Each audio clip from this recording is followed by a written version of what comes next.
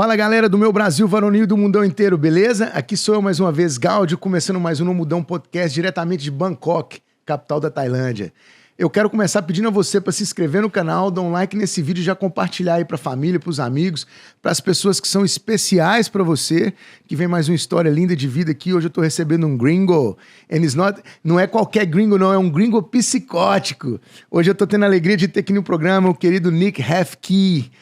Nick, thank you very much for coming, man. I'm very happy to have you here. Your energy, your light, man. So thank you. How is everything going, my friend? 𝘍𝙧𝙖𝙭, absolute pleasure to be here. Thank you so much for having me on your show. I couldn't be more excited to be here. We have a lot to talk about, a lot of fucking crazy things to go over. So ladies and gentlemen, I hope you're prepared. I hope you're ready. We're going to be talking about some fucked up shit, some fun shit. So I'm doing great, and let's get this started. That's it, man. Look, let me tell them, guys, now you are there, okay, Nick? Guys, this guy is a podcaster. He's a world traveler. Like, ele faz podcast, ele viaja o mundo. Tem muitas histórias do caralho pra contar pra vocês aí. So I'm telling them that you have crazy stories, man. Like, telling them crazy stories on your podcast, you know? Oh, yeah. And he's also, ele também é um empresário e tudo. Nós vamos contar isso tudo com calma aqui. Então vai ser um programa em português, em inglês, porque Nick speaks a little bit of Portuguese as well, yeah, Nick? Tell them. Oh, yeah, ladies and gentlemen. When we're talking Portuguese, I'm even starting a podcast about it. So, yeah, you're looking at one of the most fluent Portuguese-speaking gringos in the podcast realm right now, 𝘍𝙧𝙖𝙭. Watch out, man. World. So my fucked up stories are going to be heard by all of Brazil. So cancel culture, watch out. I'm coming. It's going to be in Portuguese, eh? Oh, yes. I won't even know when they're going to cancel me because I can't understand it.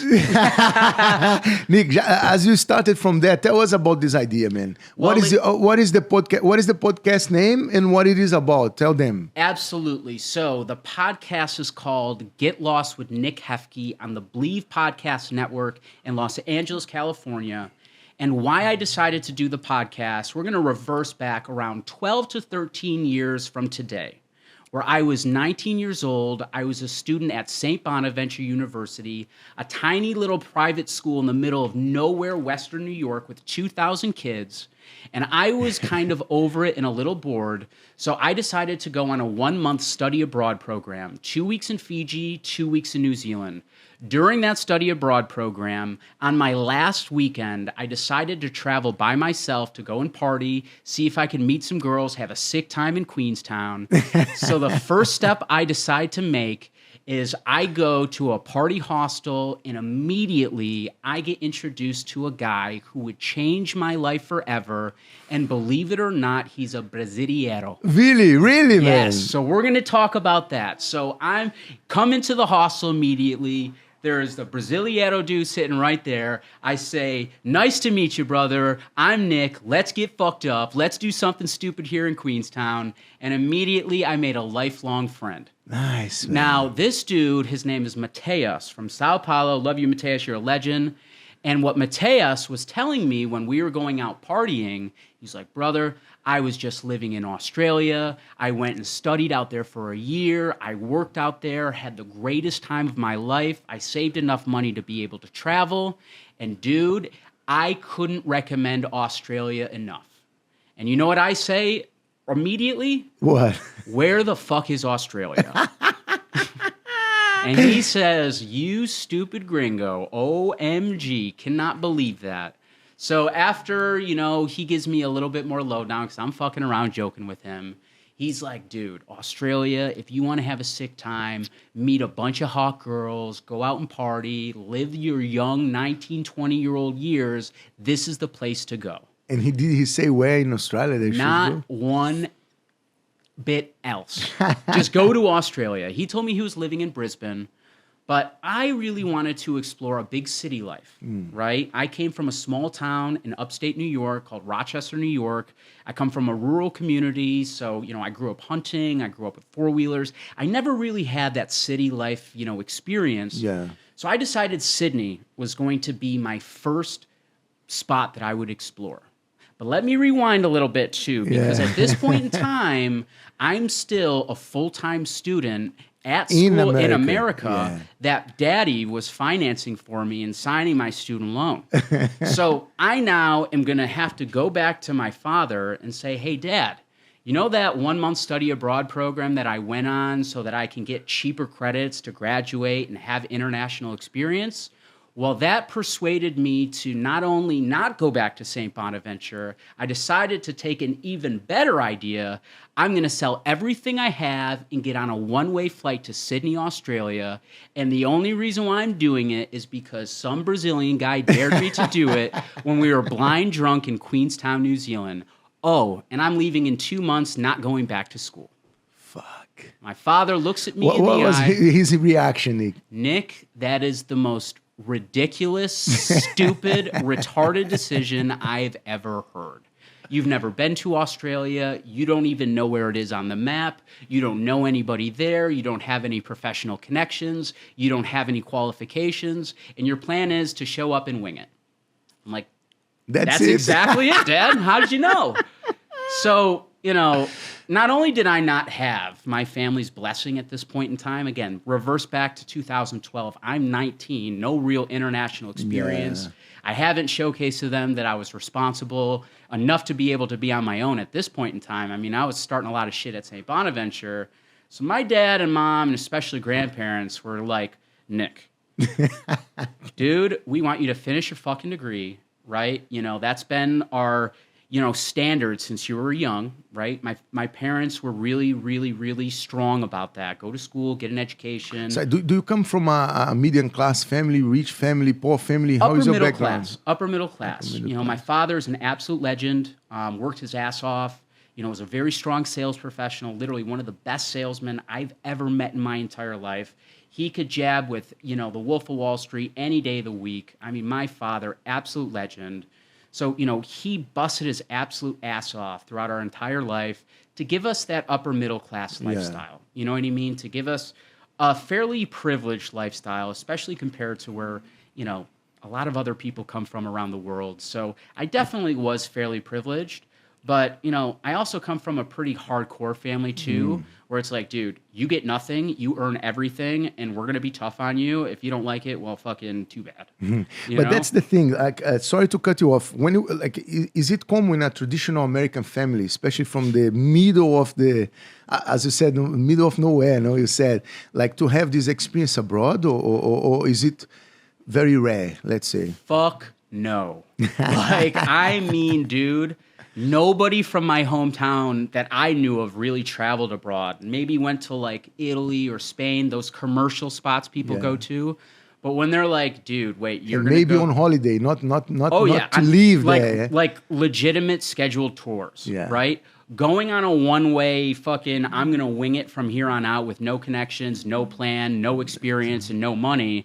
And I'm going to do this at 19 years old was like, dude, do you need help? Like, do you need like a mental mentor help, of some sort? Like, do you need more medication, Nick? Like, you know, I think your ADHD is out of control. And ladies and gentlemen, I want to just really emphasize this would end up being the single greatest decision of my entire life. And this is what inspired me to start my podcast. This is what really inspired me to share all these crazy stories, because of all of you who are listening or watching this right now and you've ever had a dream to want to travel and you're maybe looking at your finances, looking at everybody else's opinions of your plans and your ideas, and that's preventing you from making that, you know what, I'm going to go all in and make the fucking decision. I'm going to book the ticket.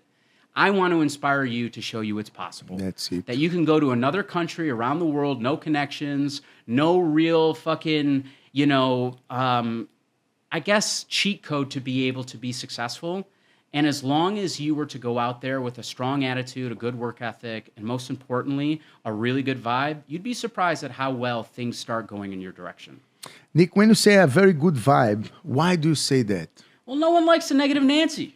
Right? If you go up there and you're fucking, I don't know how to be able to conduct myself, no one's going to give you a fucking job. That's it. Right? No one's going to gravitate towards you. No one's going to, you know, give you an opportunity. If your social skills are so poor to the point where you can't confidently either sell yourself or sell your abilities, then that's the first thing you need to start working on. Yeah. And if English is not your first language, this is the guy I would reach out to get to that purple belt, brown belt level in order to compete in the West. Yeah. Thank you very much. Hey, man, give credit look, when it's deserved. when you said that it was the best decision of your life, yes, as we started from there, I want to keep going on deep on that because look, we know now you are 32 years old. 32 years old, so still very young, yes, but many things you have experienced already, yes. So how can you explain to who is watching or listening to us, like why this was the best decision of your life, as you said before? Let me summarize that for you. So we'll fast forward from that little drunk dare decision. Since then, I've traveled to over 69 countries. I've been to 15 countries more than once. I've been to 5 countries upwards to 40 plus times, most of which all have been on holiday, doing what I wanted, how I wanted, when I wanted, with almost no limitation. And if I decided to do nothing when I had the opportunity to make that I'm going to Australia decision, I would have never traveled the world. I would have never met the people that have been pivotal in my life and have had significant impact on my life. I wouldn't be where I am today. We wouldn't be here today. My podcast wouldn't exist. And in the same time, I was also able to achieve a bachelor's degree and a master's degree, all overseas, while studying and traveling the world at the same time. You see, amazing, because you took that decision, went, even though your family didn't want, they didn't approve. Everybody disapproved. My father gave me a little like, you know what, if there's one person who's going to figure this out, it's you. Other than that, everyone's like, you're an idiot, don't do it, what are you doing, go back to school, get your fucking degree, get a job, and be normal. I'm like, nah, fuck you, I'm going to Australia. You see. Nick, was this guy the first Brazilian guy why I'm asking you this, if he was the first Brazilian guy that you met in your life? Why? Because I know you and I know how you love Brazil and Brazilian culture, and you have been to Brazil, as you said, that you've been so many times in so many countries, and Brazil is one of them. You are always there. So was he this guy, the first Mateus? Was he the first Brazilian guy that you met? Absolutely. And just to kind of, expand on that, brother, Brazil is one of my favorite countries in the world. For all of you gringos out there who are like, fuck the U.S., or I don't want to live in the U.S. anymore, I'm sick of the West, I want to explore maybe, a different path, Brazil. Brazil, I honestly believe, is one of the best countries in the world. And honest to God, I think it is one of the best countries to travel to because I think pound for pound, Brazilians are some of the coolest, most down-to-earth people in the world. Nice, man. Thank you. Honest to God. Thank you. Thank you. I feel happy to know that, And why do you like Brazil like that? Why? What happened to you in Brazil? Let's skip a little bit. Oh, my God. What hasn't happened? I mean, dude, all of my girlfriends, other than maybe 3, have all been Brazilian. Most of the girls I've ever dated have been Brazilian. My current girlfriend of 5 years, Brasileira, right? She's a carioca. Love her with all my heart. And, man, when it comes to really looking at some of my closest friends as well, they're mostly Brazilians. The guys that have always been the most easy to build rapport with and also create a good, vibrant conversation with are usually fucking Brazilians. Why do you think you identified so well with Brazilian people and Brazilian culture, man? I don't know. I just think it's your culture, man. You guys have that welcoming, vibrant, hey, let's party and have a good time like culture. Where in the West, it doesn't have that same vibrant experience. It's more of who are you? How much money do you make? How do you offer some sort of professional value in my life? And Brazil, I can't speak for other people's experiences, just for my own. But the people that I've met throughout my life, especially from Brazil, have never really given me that impression to where there's an agenda of some sort. Yeah. And dude, look at me. I fucking look like a walking ATM. You know what I mean? Anywhere around the world, like Thailand, Brazil, Colombia. You know what I mean? They see this and they're like, oh, bro, if there's a guy, we're going to try and take advantage of. What is the description, Nick? What is the description like? A blonde guy, blue eye? Dude, gringo psychotico, blonde hair, blue eyes, semi-good looking, man. Semi-good looking. Oh, yeah. I'm just going off what other people are saying. Nick, you are funny, man. And dude, they see the baby face and they're like, if we're going to stab one motherfucker, it's that guy. And you haven't had any bad experience in Brazil, yeah? Only good ones, yeah? So have you had any bad one there? Ooh, Brazil. Just with Charles Schwab Bank.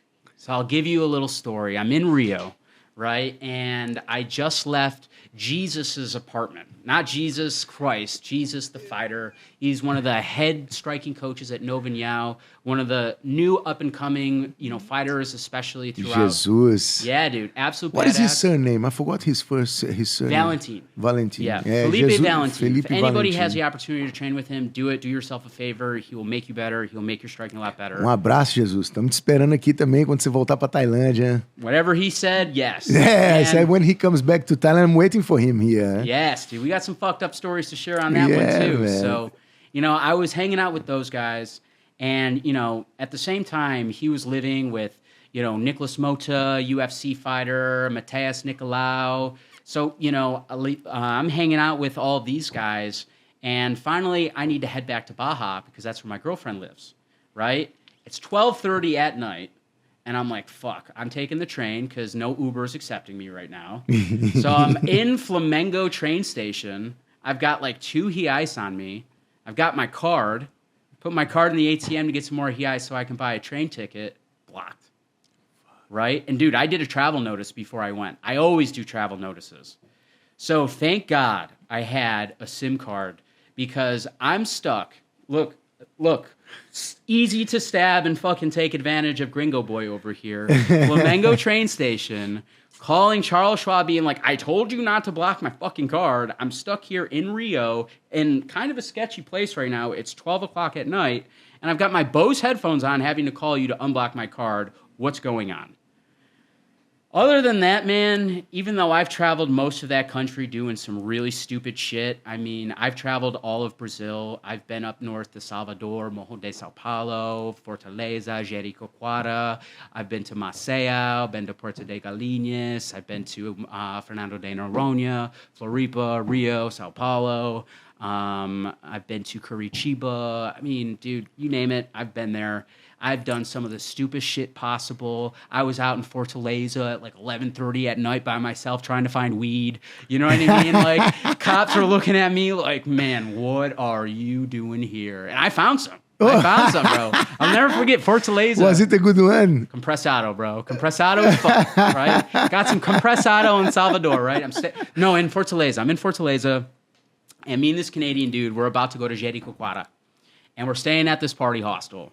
And I'm asking everybody where I can find some weed, right? Some maconha. Yeah. And they're like, dude, like, I'd be careful. And I'm like, yeah, cool. Yeah, let's see. Let's go for an adventure, right?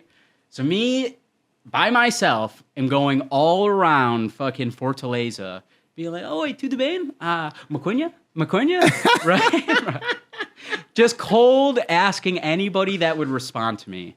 And finally, some legendary Brazilian guy's like, you, come here, right? No idea what the fuck he was saying. He's like, compressado? And I'm like, is that maconha? He's like, yeah, sim. So I buy some maconha off him. I head back to the hostel, right? We're smoking a joint outside. The hostel worker comes out. And they're like, oh, man, you found some weed? I'm like, yeah, bro, I got some. I'm like, yeah. And he's just like, how'd you get it? I was like, man, I was just fucking walking around the city trying to find some. He's like, interesting. Last week we had another gringo out here. He went and ventured off by himself and just disappeared. Didn't Hasn't go back. come back ever since. I'm like, now you tell me, just now. Great. Oh, thanks. Thanks for the hookup, bro. I'm sure that guy was like, oh, this gringo's fucked. Yeah, he's definitely getting kidnapped tonight. But, man, you have lived or you have experienced Brazil more than me. Honestly, just for these places that you've been, dude, I haven't been to most of them, to be honest with you. Bro. Amazing, man. Amazing. Thank you, my brother. Did a lot of the backpacking side of things, but also did the luxury travel side of things too. Yeah. I took a few girls over to, different parts of Brazil. My current girlfriend right now, we went to Fernando de Noronha, had a really nice, luxurious trip. Probably 7 years ago, I took a girl that I had a one-night stand with in Cusco, Peru, to Puerto de Galinhas. Spent $800 a night on hotels out there, balling out, thinking I was fucking Mr. Pimp Daddy out there. The craziness from, luxurious travel to backpacking, literally with a fucking inflated football, to training with some of the top legends across Brazil. Again, when I really talk about one of my favorite countries, I can't can't leave out Brazil. Nice. Top 3 guaranteed, no questions asked. Nice. Nick, when you say trained with top fighters in Brazil, what is your relation? Just to explain to them, because you also are a fighter, yes? Absolutely. So what is your relationship with martial arts? And do you believe that this is one of the strong points that connected you with Brazilian people and Brazilian culture? Absolutely. And to everybody out there, especially if you're younger, less than 18, and, you're looking for a way to be social, make friends, 𝘍𝘢𝘭𝘢 himself said on my podcast, the best place to make friends is jiu-jitsu. He wasn't fucking wrong.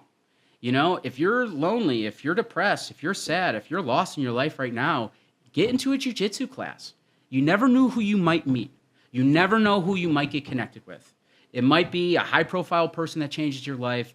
It might be a potential business partner. It might be a big break. Or it might be some relief for mental health. Yeah. You know what I mean? There's just so many cheat codes to overall improvements in life through jiu-jitsu and martial arts. And for me personally, Gaucho, I used to be a fucking fat loser when I was a young kid. When I was 16 years old, I was over 200 pounds, right? I had man boobs that flapped like a fucking... My milkshake ain't bring nobody to the yard, let's put it that way, right? And, I was depressed, I was confused, and the best way to get out of that funk was through a strict diet and, going all in on my diet. I lost over 70 pounds, Nice. Came back that junior year of high school, completely new Nick. And, to help me sustain a figure in physique has always been martial arts. Because going to the gym and lifting weights 5 days a week got bored. It got boring as shit. So I started martial arts, and the community I was able to bring, especially in Brazil because of martial arts, would have never happened unless it was martial arts. I would have never met guys like 𝘍𝘢𝘭𝘢 or Johnny Eduardo or Jesus or Bruno Miranda or Rudimar Federico or, Juca, Rowan Carneiro or, the other Gracies. Dude. Where did you start martial arts? I started martial arts in Thailand. So once upon a time, after my master's degree in Australia, I decided I was going to move to Thailand. I had $20,000 saved up. Somehow I was able to save $20,000. I'm not going to share how I was able to do that. You're going to have to watch my podcast to be able to learn. But I was able to do that while studying and traveling the world full time, doing what I wanted, how I wanted. And when I graduated, what my plan was to go to Thailand and start something called Yacht Week. Have you ever seen Yacht Week over in Croatia? No. Oh, sick as fuck. Really? Right? So imagine 7 days sailing on a yacht with hot girls from all around the world. Really? Where all you do is party your ass off. You go to a different party island every single day, and it's just this one big festival. Everybody fucks each other. It's sick. Right? I did it over in Croatia, and I'm like, man, I'm bringing this to fucking Thailand. Right? So what do? I literally graduate university, Gold Coast. Now I need to figure out my 485 postgraduate work visa, 2-year work visa to be able to stay in Australia after I graduate.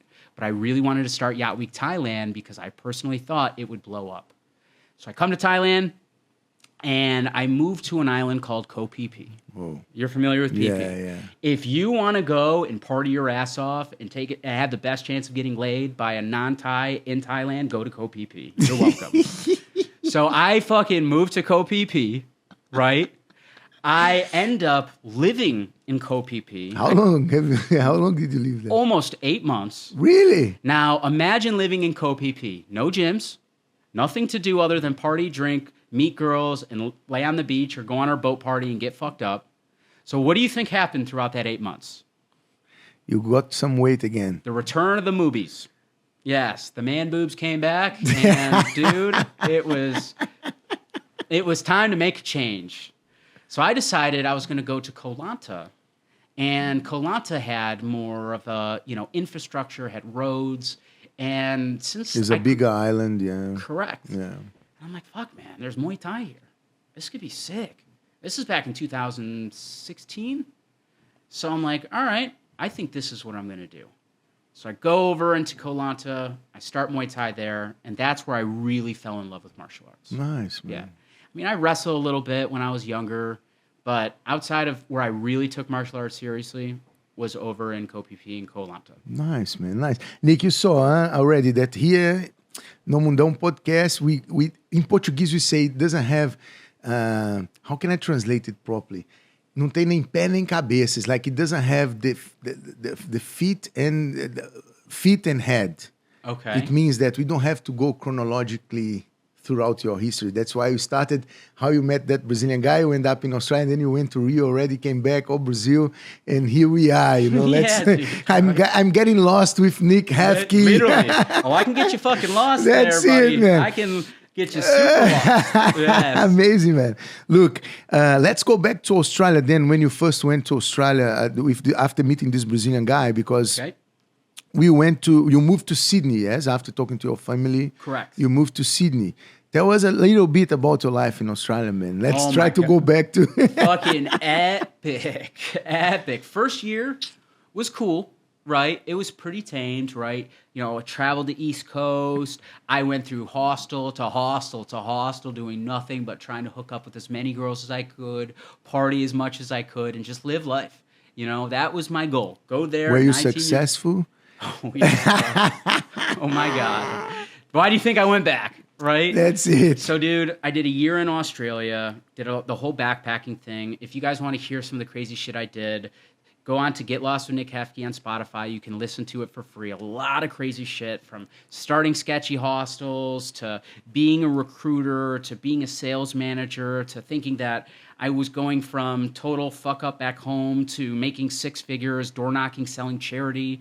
So, I mean, I had a crazy experience from my first year, living in hostels, just partying, meeting girls, having fun.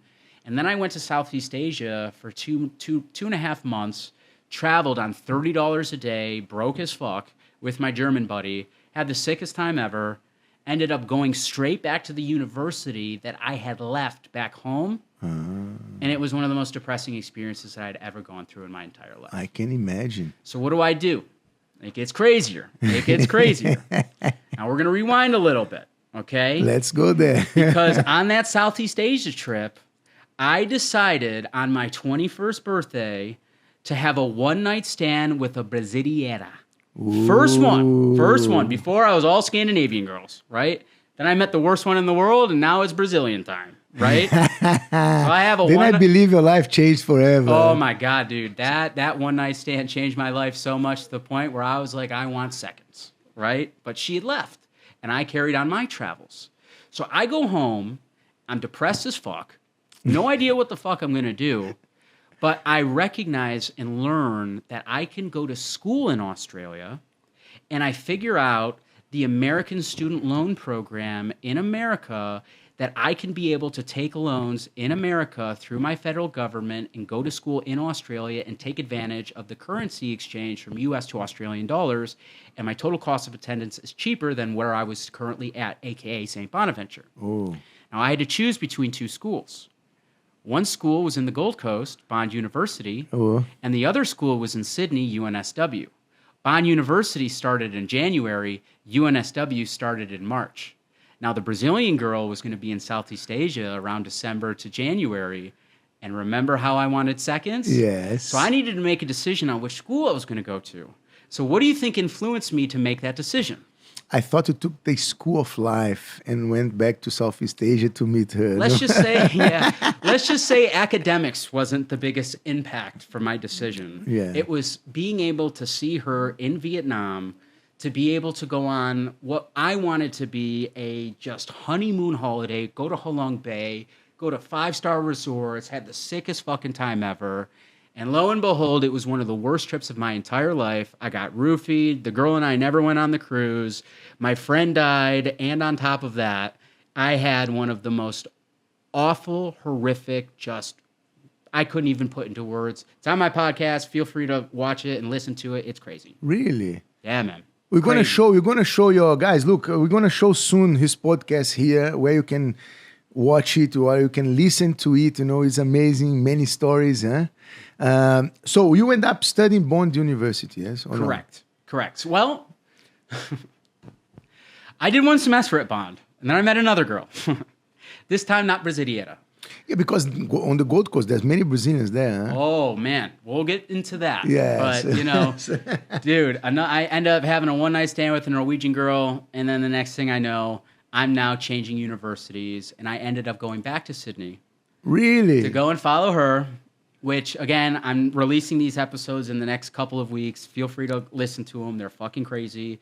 Yes, just to give you a little spoiler alert, I wish I can go back in time and punch myself in the face and prevent myself from making those mistakes that I'd made. But I went back to Sydney for 2 months and then did the whole semester with her. That went absolutely awful. Crazy stories about that. Ended up traveling South America for 4 months, came back, and then returned back to the Gold Coast, where I graduated at Griffith.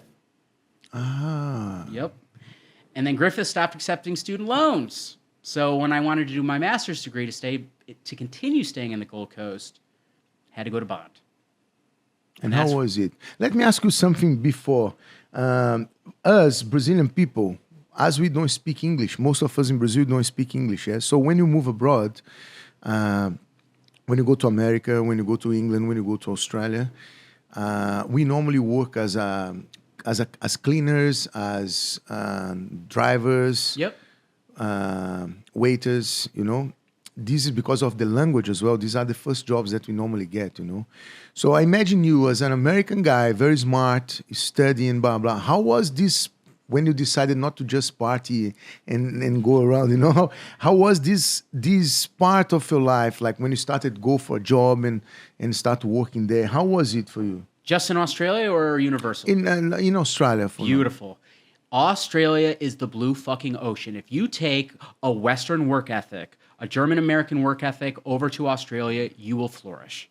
You will be able to basically position yourself above a majority of the workforce out there. Because you know what the workforce is like in Australia. Yeah. It's like, yeah, my fucking whatever. Like, yeah, have a good time, It's like, go to work? Nah, mate, she be right. Let's fucking have a beer, They don't fucking want to work. Yeah.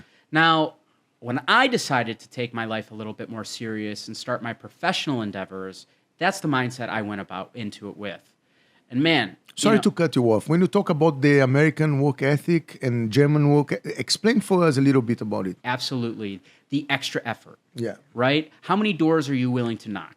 Are you willing to do the bare minimum, or are you going to go in there with a killer fucking black belt mindset, world champion mindset to say, I'm going to make this work, I'm going to put it all on the field, I'm going to give my best effort and prioritize making money and being successful, opposed to just being like, yeah, whatever, And those are the people I see absolutely crush it in Australia, because Australia has some of the most opportunity in the world.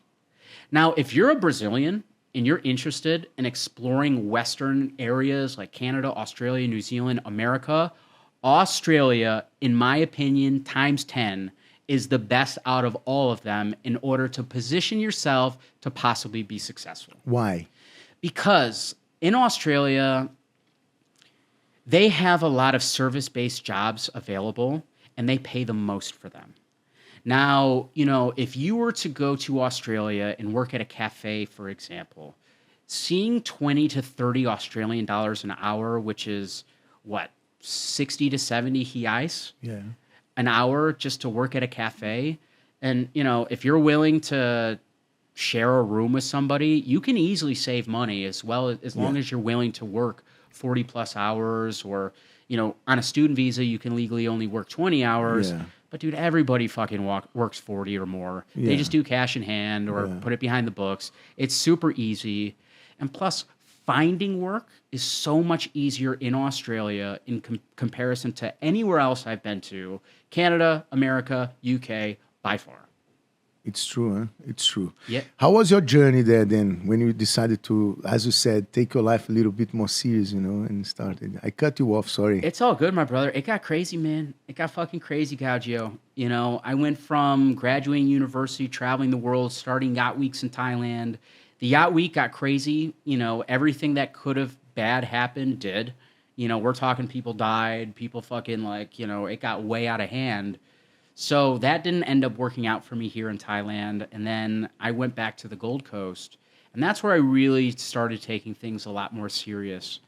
And I went straight back into the solar industry. And man, I started fucking blowing up in that industry. I started basically being their lead recruiter, helping others get opportunities. I was their sales trainer, and basically giving others more opportunity to change their lives.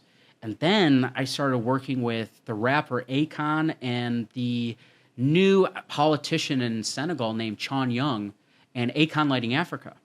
So I was helping Chon out with a lot of his speaking engagements, and I was basically getting personal mentorship from him. And if you're not familiar with Akon Lighting Africa, it's this huge commercial solar program over in West Sahara Africa where Akon and Chon get government contracts to be able to install commercial solar projects across West Sahara Africa. And dude, this endeavor turned them into fucking multimillionaires. And I got to basically see hands-on all of that shit. Nice, man. So I was doing that over in Australia, and dude, we were doing crazy shit. Like, John Wayne Parr, the world famous, Muay Thai fighter and personality, was my coach and very good friend. And, there's videos of him and I doing the Wolf of Wall Street chants at the top of the Q1. So, life was fucking going really well for me in Australia. And when I compare it to everywhere else I've worked around the world, that's where I had the most positive momentum, by far. I really believe you because I've been there and I know how nice this place is, especially Gold Coast. And Gold Coast, you have a different atmosphere there. Huh? Right. It's nice, huh? Brother, if I were a Brazilian and I were if I always dreamed of going to the West, getting out of Brazil and making a good livable wage, and there's any avenue possible for you to be able to go to Australia, for the love of God, do it. Do it, do it, do it. Because middle class out there is fucking great. If that makes sense. Yeah. And you have to try not to be middle class in Australia. Yeah. You have to be like, okay, I got 6 job offers this week? Yeah, not, you know what I mean? To not really fucking live middle class in Australia. Exactly. My personal opinion. Yeah. And I used to work as a recruiter for 6 years in Australia. I've seen all this shit imaginable. So, for all of you who are looking at potentially, making a similar effort to 𝘍𝙧𝙖𝙨, Australia would be the first country that I would look at. Second would be Canada or New Zealand. So why Canada? Because Canada is one of the easier countries to get permanent residency in today compared to any other Western country around. If you're going to try to go to Australia, if you're going to try to go to the United States, if you're going to try to go to the UK, and you're comparing the process you need to go through to get legal, skilled migration, Australia by far is a little bit more on the more difficult side. Yeah. But Canada is a lot more opening towards that. And the process that doesn't take that long, huh? My girlfriend's currently going through it. And that's an example I can share with everybody is, when I met my girlfriend, her dream was to be able to live in America, and she was really successful in America at the time. She was living in Los Angeles, came from a very privileged background over in Brazil. She went to school, got her degree, had a really good job, spoke really strong English, did really, really well. But the whole immigration side of things was like, hey, you either marry a gringo or get the fuck out. You know what I mean? Yeah. So what she decided to do was go up to Canada, and then, she did a little course, and she's already gotten her invitation in a year and a half. You see? Exactly. Yeah, the process there it doesn't take long. Huh? So which course did she go for? She did project management. And we were living in British Columbia. And then, I'm from Rochester, New York, close to Toronto. So I was like, fuck that. Let's go to Toronto. BC's fucking Karen culture. I hate it out here. So we went over to Toronto. And, dude, she got her invitation a couple months ago. Nice. So, oh my God, dude, we're so relieved. We're still waiting on the final papers, but it's all in motion. It's coming. It's on the way. Yeah. Exactly. That's it. So, dude, a 6-year effort she tried to do in America went from, hey, you're getting close, you're getting close, you're getting close, and then went completely shit. America is very hard, man. America Trump is almost in, impossible, like in a normal process. Or you get married with someone or invest a lot of money to get there. Part of it is... Correct. I mean, there's skilled visas out there. You can do entertainment visas, for example. You can do athlete visas, as an example. And here is some cheat codes if you're worried that you might get treated with levels of either racism or any type of prejudice in America. Make sure you're connected with a gringo who likes you and cares about you. And if you have any problems with immigration, have that gringo reach out to their local representative, congressman, senator, and they will therefore support you on behalf of that gringo. Really? Oh, yeah. Oh, yeah. I've told all my Have you buddies experienced that? to a certain degree. Yeah. You know, for example, I've been chatting right now with a few fight organizations back in America, and there's conversations. I don't know if I'll actually accept it or not. I'm 32, feeling fucking old. Yeah. Had a really bad car accident 2 months ago, almost died in. Neck still fucked up from that. But in the event that that does move forward, I'm bringing Trainer Gay out. I'm sure you're all familiar with Trainer Gay, Super Bonds trainer, very famous Muay Thai trainer here in Thailand. And he's having problems right now going into America. And my congressman, Joe Morelli, legend, love you, Joe, has been assisting us with the possibility of him going in. Oh, nice. So that's the cheat code, ladies and gentlemen. Get your representatives to support and help you. And dude, they're the guys that are the boss of the immigration that can call them out and make them do their job. Really, man? So is he like trying to go as a tourist on a tourist visa? Well, he'd be there cornering me. So, you know, but he has problems because he's got a Thai passport. Thai passports coming into America, they're going to ask questions. Yeah. What are you doing here? How long are you staying? You know, and if you're not sharp during those interview questions, Does he speak English? nope. It makes it harder there during the interview, yeah? Now, what if you had a letter from a congressman saying that, you know, you've got his support and you give that to the immigration officer? You think they're going to want to piss off their boss? Nah. But let me ask you something. Is it hard to reach out to these people, man? Fuck no. People are afraid to do it. That's what your congressman is there for. That's what they're elected there for. You know, they're not there just to fucking sit there and have the Oval Office and think I'm some fucking top dog. So if you can say to someone now that wants to do it, what is the process to try what is the process to try to reach the congressman, like out to try to talk to them? If you're a Brazilian and you reach out by yourself, good luck. It won't, Right. but for an American, a gringo, as you said, that Correct. that knows them. Yep. Go on Google. Go on to Find My Congressman. Sorry, Nick. You're good, brother. Find My Congressman. Type in your zip code. That zip code will give you access to your senator and your congressman. You therefore call them up. You'll talk to one of their liaison reps.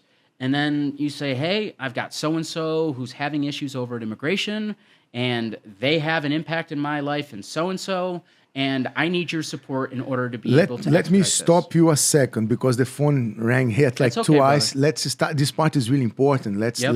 Let's go back a little bit on that. Explain to us, if you are there, if you want some friend or someone Yep. that you know that is a foreigner to come to America, to avoid any kind of problem with the government during the immigration interview or something, with the process in general, what is the best step you can take to help you out with that? Okay, so first and foremost, I wouldn't reach out to my congressman before shit hits the fan.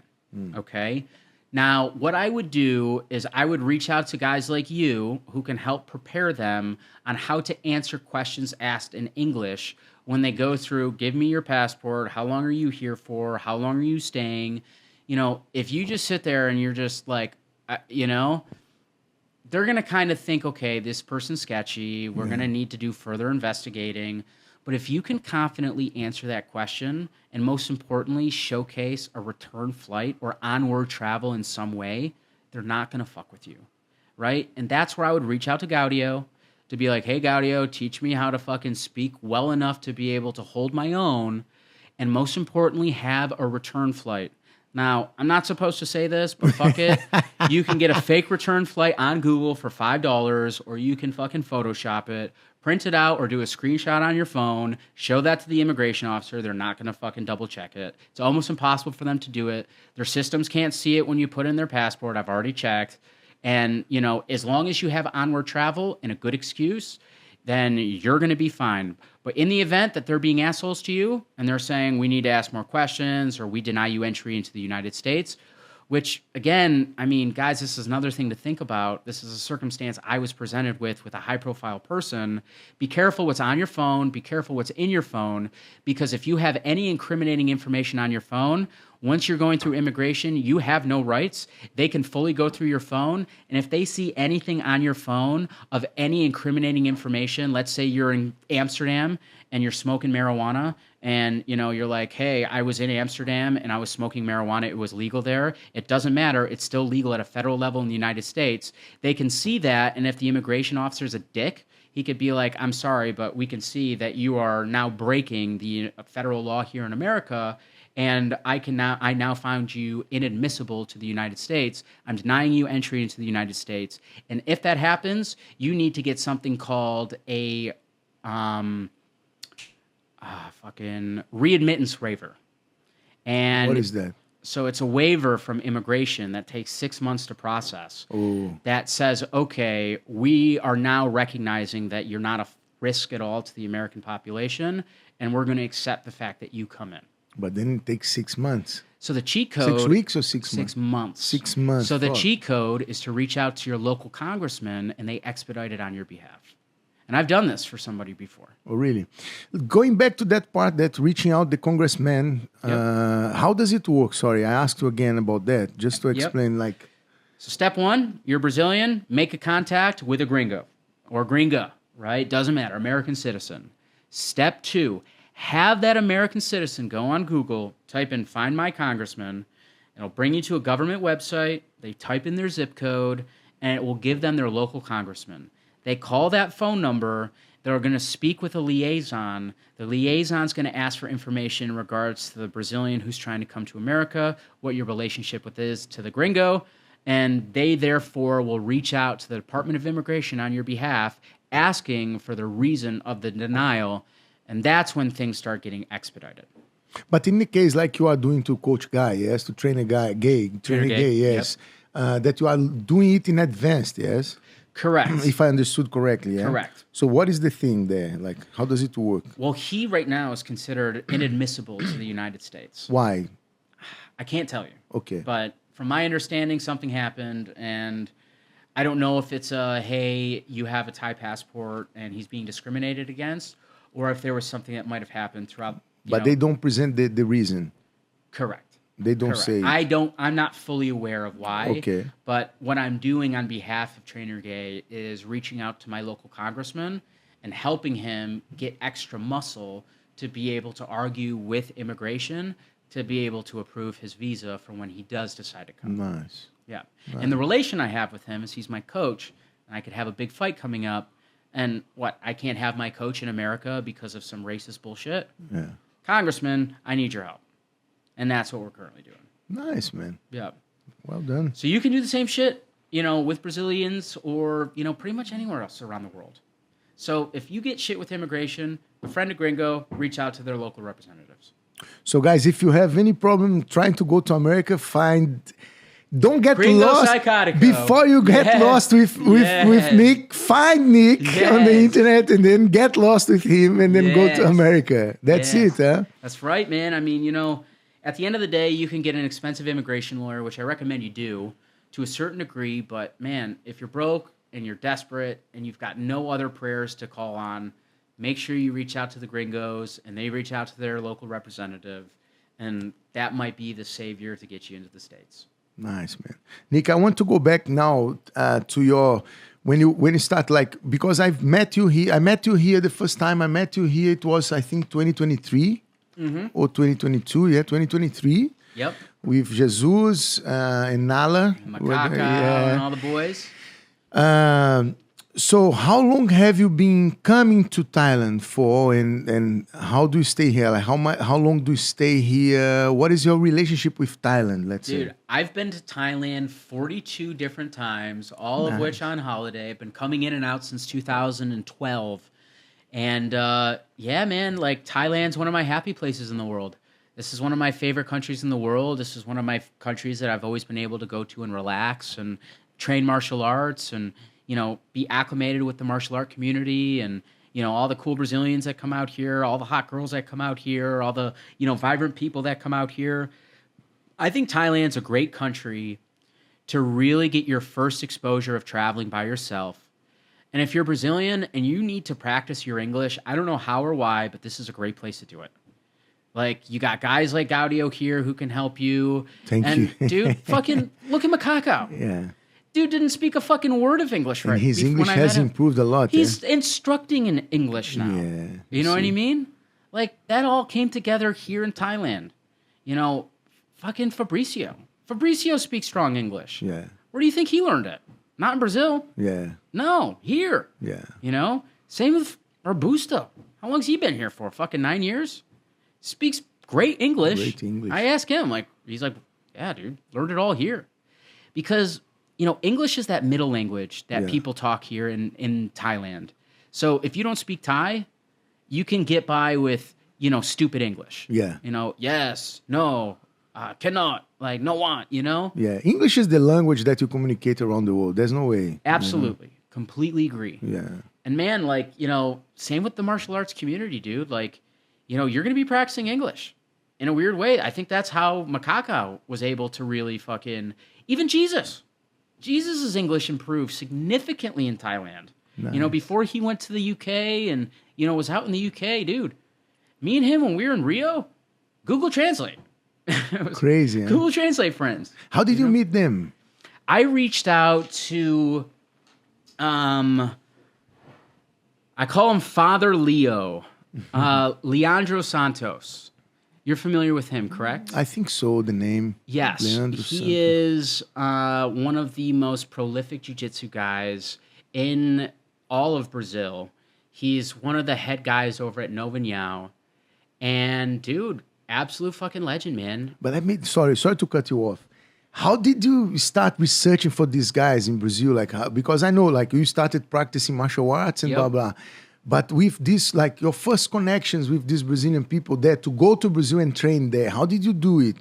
How did it come to your mind to take this attitude, I was pretty blessed because I started training in Australia with 𝘨𝘨𝘭𝘢𝘍 for close to 4 years before I went back to Brazil and met the boys. And I also was training with Bas Rutten and Royce Gracie and a few other well-known people in Los Angeles during COVID. So, when I was reaching out to these guys, they could see these people on my social media, and it's like, okay, we can see that he's trained a lot before, not just a random person coming here. So they embraced you. Correct. And, dude, I reached out to Father Leo. I call him Father Leo. Absolute legend. Love that dude. He's the fucking guy that kind of changed everything. And he introduced me to Jesus. He was like, hey, man, here's one of the striking guys. And if you want to do some privates here, this is where I would train. And I hit up Jesus, and he brought me into 𝘨𝘍𝘍𝘍 one day. I think I was one of the fucking only gringos that's ever been in there. And, we start hitting pads. He could tell that, I've got 𝘨𝘨𝘭𝘢𝘍 style to my core. And everybody fucked with that because they were like, oh, shit, Wayne? I was like, yeah, I've trained with him for years. And they're like, fuck, that's sick, Nice. And they, gravitated towards that. And they saw that I was connected to Royce. And, so all of these connections opened the door for me. But going back, I honestly think if I were just some random dude, no experience, no fucking friends in the past, I think you could still honestly reach out to either Leo or fucking Jesus himself. And, I think they would be open to maybe doing a private with you. And that's the entry door you would want in order to go to a gym like 𝘨𝘍𝘍𝘍𝘍. Nice, man. How was your time, the first time that you went to Brazil to train in this? How was it there for you? How did you feel there? Bro, it's fucking incredible, man. It was one of the best experiences of my life, dude. I'm in 𝘨𝘍𝘍𝘍𝘍, one of the only fucking gringos there, right? I'm seeing all these UFC guys, Johnny Eduardo, fucking Nicholas Mota, Mateus Nicolau, and, I didn't really know who these guys were, though. I wasn't really, that up to speed with knowing their profile at the time. But we organically just got along. You know what I mean? They're some of the nicest guys I think I've met, in that community. Was Bruno there, Robusto? Robusto was there too. I met Robusto at a cafe, high as fuck. I'd gotten some compressado off some sketchy ass dude fucking in Baja. Some barber who's like, bro, I got some Colombian skunks for you. It's good weed. It's the best. I was like, yeah, okay. Dude, I paid I think 200 reais or something, straight up compressado. I'm like, okay, yeah, here we thanks, go. Thanks, mate. Cheers. Obrigado. And, dude, so I smoked fucking before training. And then after training went off, smoked a joint outside of 𝘨𝘍𝘍𝘍𝘍. I don't think anybody saw it. And Jesus and I went to go get some food. And I'm just sitting there chilling, finished training, chilling, had a fucking spliff. And Robusto comes up, no idea who he is. I never met Bruno before. And, we're talking about Thailand. We're talking about traveling. We're talking about all the fucking crazy shit. And I'm just like, he's like, man, how long you been in Thailand for? Where you been? I'm telling him everywhere I've gone and trained. And we just organically built this friendship. And Had he been to Thailand before that? Bro, no? Robusto's the fucking king of Phuket. You know what I mean? But back then, had he? Yeah, dude. Nice. When it comes to Robusto, man, dude, he is an OG in Phuket. Absolute OG. Yeah. Everybody knows him. Fucking, has a great reputation. He's gone to all the gyms. He was one of the fucking top guys over in PFL over this last year, even the year before. And he has a great vibe, huh, man? Fuck He's yeah, a dude. very Robusto's nice a guy, legend, bro. Yeah. Robusto's a legend. And, yeah, man, so, these are the guys that made me come back to Thailand. Because 2023, I really wanted to come back to Thailand because I was still, missing this part of the world. But I was loving Brazil, dude. I was fucking loving Brazil. But there was no way I was sustaining a relationship in Brazil. Yeah. No chance. No chance. Why do you think that? Why the fuck do you think? Why do you think? 2 words, gringo privilege.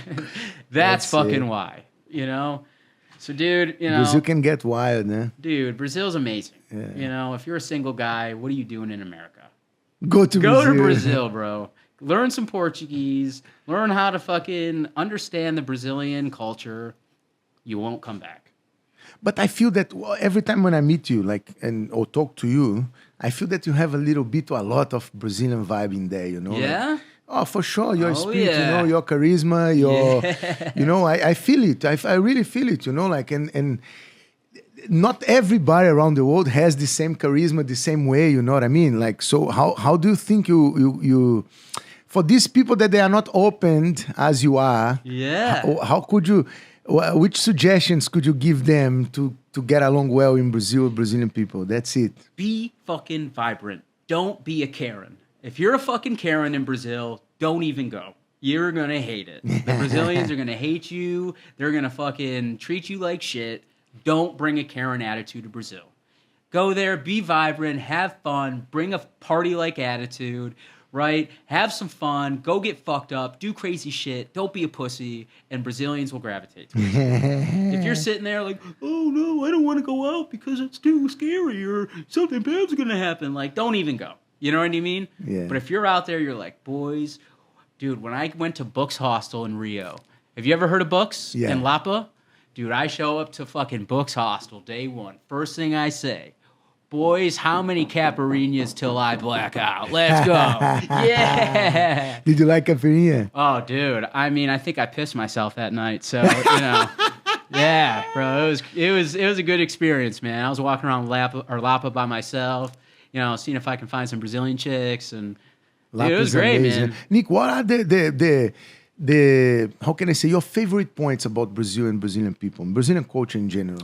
Brazilian culture, the vibe by far. I would say the welcoming, opening culture.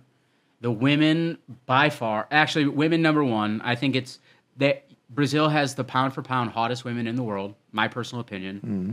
I have a Brazilian girlfriend. And 2, the open, welcoming culture that Brazil has to offer. Aside from the beauty and the weather and the good food, I think the people are what makes me want to continue going back to Brazil. Nice. You know what I mean? Yeah. And dude, if you can speak Portuguese, fucking Brazil's sick. You know what I like, why I ask this kind of questions? We see a lot, especially who is abroad, bad news about Brazil. And some people get scared about going there, especially to Rio de Janeiro, Right. And you have a Carioca girlfriend, you have been to Rio many times, in even dangerous places in Rio.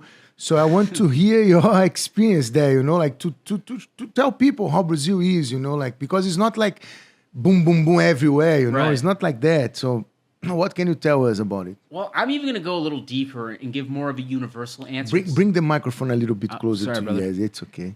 I'm going to go a little deeper and be even more universal about that. When it comes to the fear factor of going to Brazil, oh my God, I'm going to get abducted or I'm going to get stabbed or all the horrible things are going to happen. They've told me that shit was going to happen to me in every country I've gone to. People tell me when I come to Thailand, they're like, you're going to Thailand? Oh my God, aren't you afraid? I was like, are you fucking kidding me, dude? Have you been to New York City? Have you been to Los Angeles? Like, that is fucking Disneyland. Thailand's Disneyland compared to that. You know what I mean? And like, you know, there's always going to be people giving you the fear factor. And I can't ignore Brazil's not dangerous, but I can only go from personal experience, man. I mean, dude, I've made every retarded decision imaginable in Brazil. I've had my Bose headphones on and my fucking polo bright t-shirt, blonde hair, blue eyes, walking around fucking downtown Rio, and nothing happened. Nothing happened, man.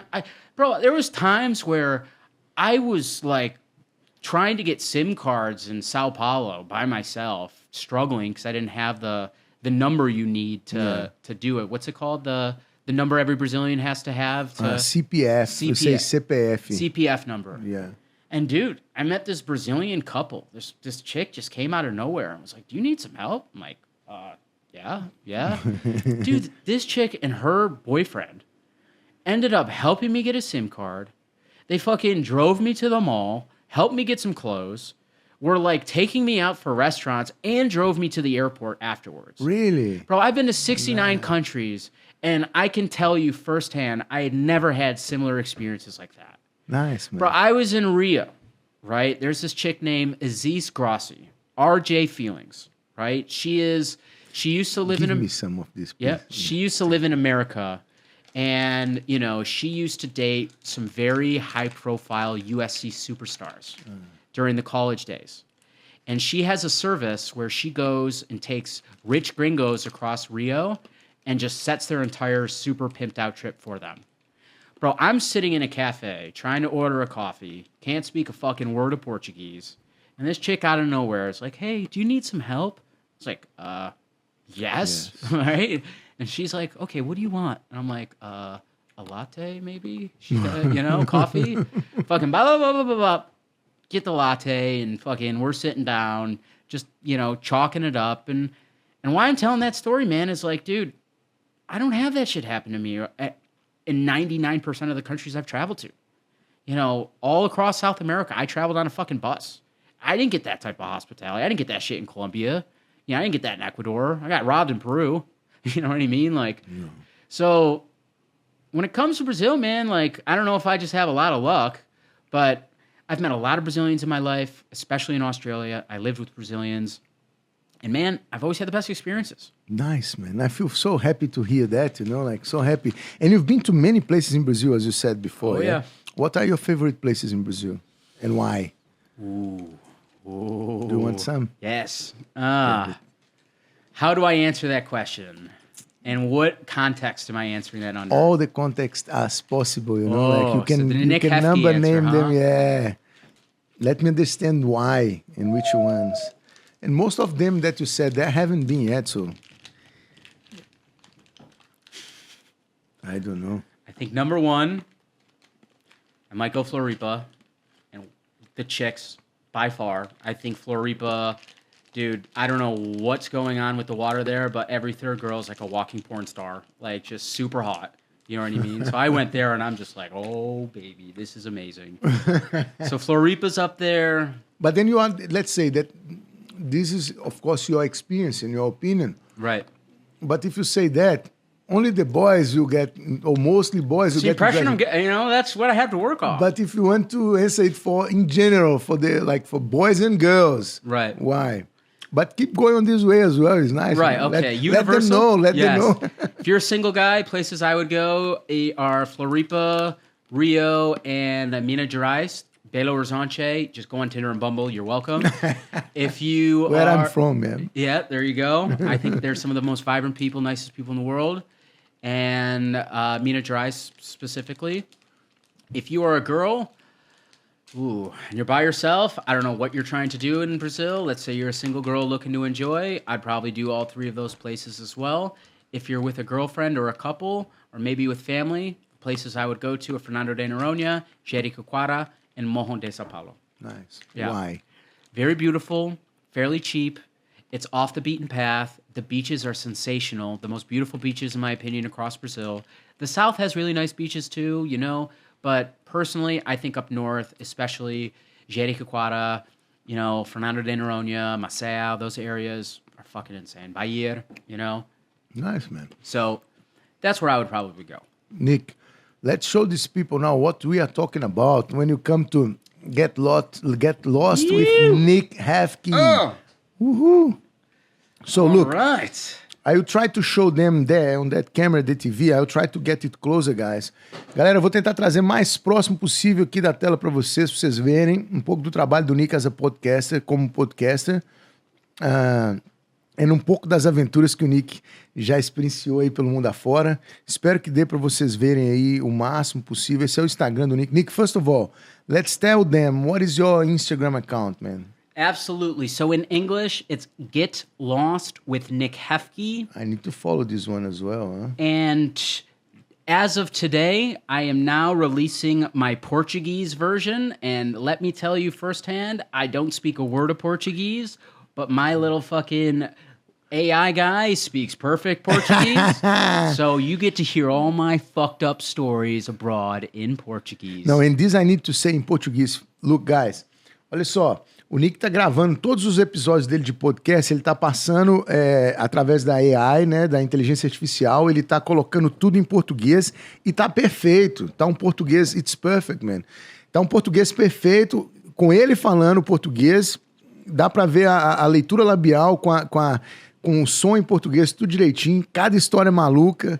Vamos acompanhar, inscrever aí e tudo mais. Vai lá, Nick, tell us about it. So we've got 𝘨𝘭𝘢𝘨𝑒 coming up. And ladies and gentlemen, watch out. Olha o nome da conta, Gringo Psicótico. Yes. É o Gringo Psicótico. Let's go, Nick. And I'm going to be sharing all those stories unfiltered. I'm probably not supposed to. We're talking from meeting the first guy that I ever did in Nimbin who changed my life. You have to listen to that. It's crazy.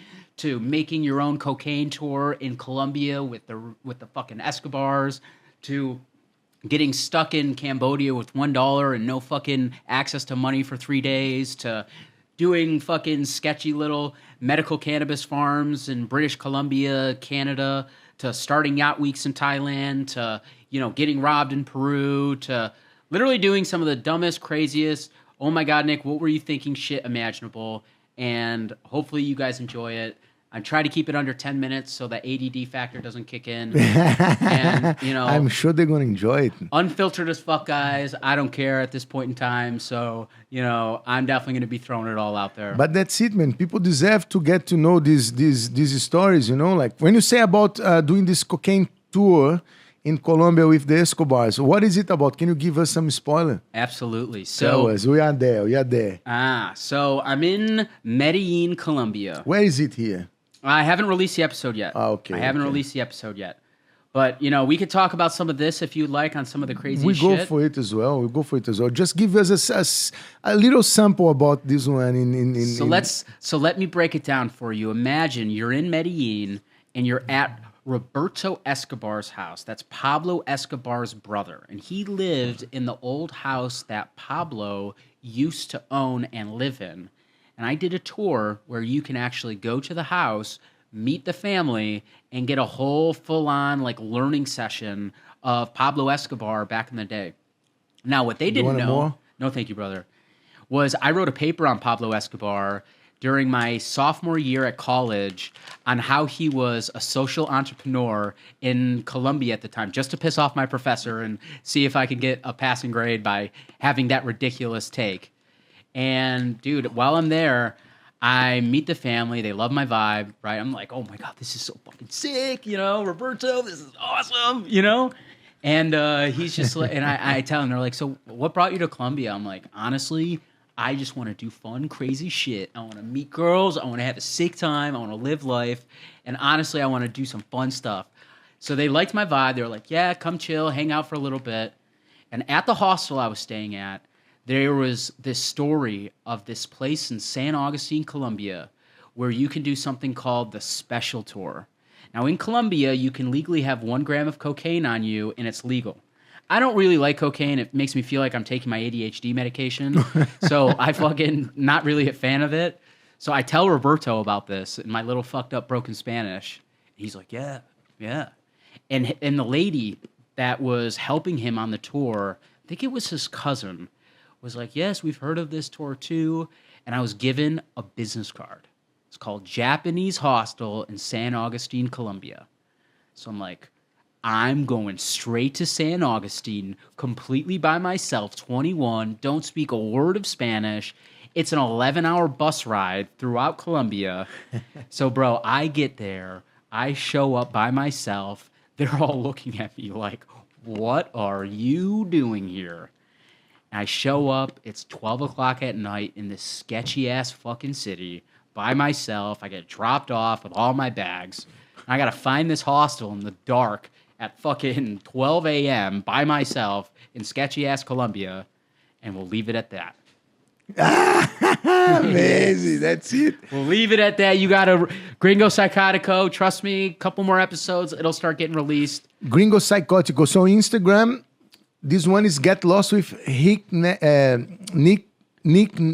Hefke. Hefke. Yeah, it's hard. This one that you are seeing there. Yep. The other one is the Gringo Psychotico. We could play him a video. We could play him the current video. Of the Gringo Psychotico. He just started this one yesterday, guys. Correct. No? Just for you guys, Brazil. This is for you. That's it. Good one. Look, guys, look, let me explain to them in Click on português. that bad boy. Ele fez esse perfil no Instagram para mostrar essas histórias para vocês aí no Brasil, pro público brasileiro. O nome do Instagram é Gringo Psicótico. Segue aí no Instagram. E aí ele aqui vai colocar os episódios de podcast dele em português, como eu falei antes, através de toda a ajuda da inteligência artificial, falando português. Tá perfeito, tá foda. Eu tive a oportunidade de ver já. Tá do caralho. Nick tá do caralho. Yes. It's fucking amazing, man. Yes. So let's play this one to show them. Yes. Let me try to get it closer. Guys, I will try my best here to bring you closer and put... Entrado em outra dimensão. Em 5 segundos eu já tava cercado. Os caras brotando do nada, sussurrando. E aí, irmão, tá procurando algo especial? This one is about NIMBY, yeah? Oh, yeah. Só que, em vez de vender legumes, os caras estavam oferecendo experiências de vida, se é que tu entende. E o mais doido, eu passo do lado de um policial e o cara simplesmente caga. A galera pesando as coisas ali no meio da rua como se fosse uma barraquinha de bolo caseiro. Foi nesse momento que eu soube, isso aqui vai ser uma aventura. I don't know what that guy just said. But I hope it's Amazing, epic. man. Amazing. No, it's really good, man. It's really good, Nick. It's Thank really you, brother. good, Thank man. you. So let's show a little bit more. So this one was about NIMBY. Guys, NIMBY é um lugar na Austrália, perto de Byron Bay, onde maconha... Não é que é legal, no, it's not legal there, but it's free there, yeah? Yeah, they don't give a fuck. That's what he said there in the... É o que ele falou lá no programa, tipo assim, o policial tá nem aí, ele, né? Assim, a galera vai... They have even like a festival there, yeah? Dude, they have something called Mardi Gras every year. Yeah. And dude, we're talking like 70,000 people go to this tiny street. It's a fucking town/street filled with nothing but drug dealers. Literally, like, there's a police station, and right on the alley next to the police station is about 6 Australian dudes just, like, camped out there who've got maybe 4 kilos in their backpack and a scale. And you'll walk up, and you just walk down that road, and all of them are like, kind of, maconha, mushroom, LSD, you know? And you're like, yeah, fuck yeah. E é uma cidade, assim, é uma rua, né? Like 2 streets, yeah? Dude, It's very pretty small. Pretty much. Yeah. But dude, you would get approached by like 60 people in that little fucking street. Like, it's crazy. It's insane. So, like, you know, they'll weigh out like fucking 500 grams of maconha right at the police station. And the police station will just be like, Enjoy. That's keep it. going there, Charlie, you know? Just to remember, it's not legal there in Australia. It's still not legal. Not at a right? recreational level, but on a medical level. Medical level, yes. And that's what I currently do professionally. Tell us, before you talk about it, talk to us a little bit. Give us some spoiler about this NIMBY experience, please. So, guys, that's the basis behind this episode right here and now. It's called This Town Taught Me More About Business Than University Ever Did. And believe it or not, this was basically my training camp to what I currently do professionally, where I specialize in facilitating international supply agreements for medical cannabis contracts, exporting from countries like Canada, Thailand, Colombia, and Uruguay, a lot of South American countries. We're still waiting for Brazil to open up. Yeah. And I create all of the supply agreements to Australia, Israel, Germany, UK, talking to Switzerland, a few other companies out there. And I do all that, supply agreements, do the entire sales process. And it's all on Medical Maconha. Nice, man. So, The world, there's no way back, huh, Nick? The world is open up to it. 1,000%. Yeah. Look at South America. Look at almost every country right now going pretty much medical. Colombia, medical. So you can open up a medical cannabis facility and start cultivating in Colombia right now with as high of THC products as you want. Uruguay is already opened up. It's one of the premier countries to be able to export out of. Chile is already talking about it. I mean, Ecuador's had conversations about it. Peru's having conversations about it. Mexico's making it happen. And if you look at other countries around the world, they're currently doing it. Yeah. Thailand's doing it. I think 15 countries in Europe's currently doing it. Yeah, if you see many countries, like first world countries as well. Most of them are. Yeah. And then Brazil. Yeah. I don't understand it, Brazil is getting there. I think we're going to get there soon, But from a medical export perspective, I just don't get it. You know what I mean? Like, they're allowing their neighboring countries to take advantage of, these evolving industries. And the Brazilian 𝘽𝙧 will fucking do well in the international markets. Yeah. But the politics just aren't aligned, crazy. It's crazy. And it's proved already that it's been saving lives around the world, like children's lives, Well, the biggest thing, brother, is like when you go medical, you're ensuring that it's getting in the hands of the right people, so that, they've got 3 doctors that need to sign off on this before they allow for you to get prescribed this product.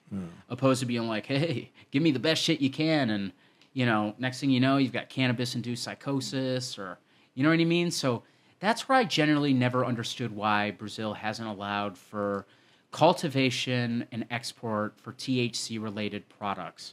CBD, you still can. And you can import CBD right now, but there's strict visa restrictions that you have to go through in order to be able to have a presence in the Brazilian market for CBD. And you have to have less than 0.02% THC inside of it. You see? My stepdad is having it, He has medical CBD? Yeah. Nice. My mother, I think, as well, my sister... Yep. And my stepdad is a former colonel from Brazilian police, Interesting. So I tell him, we got older to become this maconheiro, huh? Yeah. As a joke, it's funny because, it's changing lives, man. Yeah. To be honest, and people need to understand that and open up for this change, let's say. I see the economic benefit, right? I mean, I'm not saying, hey, Brazil, go recreational and do what Thailand's doing. But what I don't understand is, the cultivation side of things, what's stopping them from being able to have a controlled export cultivation facility that's export only and for the medical markets that goes through EU GMP compliance, just like almost every other facility has to around the world. And that limits that from going to any bad actors. Yeah. If that makes sense. Yeah, totally. Tell us a little bit about this experience in Nimbi, man. Dude, in Nimbin, I mean... Because you said that was the biggest, you learned more there about business than your university taught you. So tell us a little bit about this. Learned supply and demand 101, man. At the time, I was a student at Bond University, and finding good quality cannabis was mission impossible. You were getting compressado every fucking time. Or fucking that really dense, crappy indoor fucking shit that was going around that nobody wanted to use. Yeah. And everybody was looking for good stuff. And considering Bond had a lot of American students who were on a study abroad program, a lot of them were used to quality weed, and they didn't want to smoke that crap. So I knew where to go to find it, and Nimbin was one of the easiest places to go as just a fucking gringo, basically, without connection, and make connections. And I got lucky as fuck because I went out there looking for one guy. Did you know the guy before? No, but I heard legends of this guy. His name was the Candyman. And the next literal post is going to be about the Candyman. And the Candyman hooked me up because the Candyman had the best product anywhere across Nimbin. And that's what helped me in my career today by being able to identify what's quality, what's not, and most importantly, how to find it and how to sustain a long-term relationship without getting abused. Hey, I'm going to up the price $100 an ounce just because I can. Does that make sense? Yeah, totally. So keeping the supply chain strong. And bro, I was making at 21 years old $1,000 to $1,500 a week on just doing this. You know, I didn't want to go big because I didn't want to get in trouble. I didn't want to take the risk. This was allowing me to be able to hedge a lot of that risk. And, you know, I knew the medical markets were going to open up soon. So it was just a waiting game. And I was like, yeah, you know, this is risky, but I'm calculating the risk in my head. And I think the risk is worth the reward. And it was. You know, it introduced me to my current career. How was this meeting there? How did you meet him? Oh, my God, How was it? Give us some spoiler about the episode, please. Imagine me going all across 𝘨𝑚𝑏 just stopping people on the road. Even a lot of them would stop you. I went to every single one of them. Cops are staring at me. I'm just sitting there like, ew, right? And I'm going through, looking at all the quality I can. And just, dude, it was like fate. I swear to God, it was like fucking fate. This guy found me. I think this was like the universe telling us we needed to be in connection. Yeah. Right? Out of nowhere, he's just like, hey, mate, I got something I want to show you. Right? And they're all telling me But did the you same ask shit. for his name or something? No. I was looking for him. Right? But not like very... Correct. Right? I'd heard legend of him. Okay. Right? But I also heard that, like, you had to be careful about asking for him. Because, like, dude, if you go ahead and you're asking for him, in his head, he's like, well, Yeah, who is asking? who the fuck are you, and why are you asking for me? Does that make sense? Yeah, totally. So this guy basically helped find me. And, dude, immediately, I knew I hit jackpot. Because this is the weed I wanted to smoke myself. And from there on out, man, I would drive from the Gold Coast to 𝘨𝑚𝑏 every week, pick up a half a pound, put it in a cereal box. Literally, I would fucking take a vacuum sealer, right? I would buy a huge cereal box. I would take each ounce, and I would vacuum seal each ounce, right? So that it gets all the air out, and it's nice and suctioned. Yeah. You can't smell anything. I would go to Kohl's. I'd buy a cereal box. Now, on the cereal box, they glue it together, so I just take my finger and just go right over it, just so I don't break the glue too bad. I buy some super glue as well. Now, you know how you open the cereal? Yeah. And you've got the plastic bag that you have to, like, open with your hands. So I cut that off. I poured out half of the cereal. I put the cannabis inside there. That's vacuum sealed. I put the cereal back into that bag. Let's see. I vacuum sealed that bag so it didn't look like it was opened. I put it right back into that cereal box. And then I literally super glued that together, kept my receipt in the bag. Because once you go down that hill from 𝘨𝑚𝑏, sometimes there's cops waiting. Yeah. So I was prepared in any circumstance. And knock on wood, I don't know if it's my fucking gringo privilege, but I never got in any real problems in 𝘨𝑚𝑏. But Bond, I got some shit. I got some heat. Really? Yeah, bro. How was it? Can you tell us? Bro, it was great. Like, at the end of the day, and this was talked about in my next episode, where I had made a really strong connection with the chancellor before I started getting heat. And I did that in order to make sure that I had support in the event something ever bad happened. And I was able to build that connection with him very strongly. And there was this kid that used to go all around campus calling himself the king of weed. And he was a total idiot because all he wanted was attention. And I'm like, perfect. Let him have it. So he would grab it off me. So that way I didn't have a fucking drive-through in my room anymore because all the heat was coming on me. Yeah. And, you know, this kid would basically get it off me and sell it to everybody else. And that way I can just kind of have a few people I'm just going and pushing this to. Yeah. Well, one day he got fucking stupid and put himself in the dumbest position ever. He took like a huge thing of mushrooms. We went on a trip to 𝘨𝑚𝑏 one day into a mushroom farm. And, dude, it was one of the coolest experiences of my life. Imagine being in this huge cow field with a never-ending supply of mushrooms. And it's you and two of your buddies. And, bro, we picked, like, this bag full of mushrooms. Really? Drove it back like idiots. Because if we got caught, bro, fucking jail time. Yeah. Right? And this dude fucking poured it on his bed. Took a picture on Facebook with the RA as his friend. And, dude... not his friend in real life, but on Facebook, saw it. They hated him already because he was a total douchebag. Yeah. And then he ratted me out right then and there. Fuck. but nobody did shit.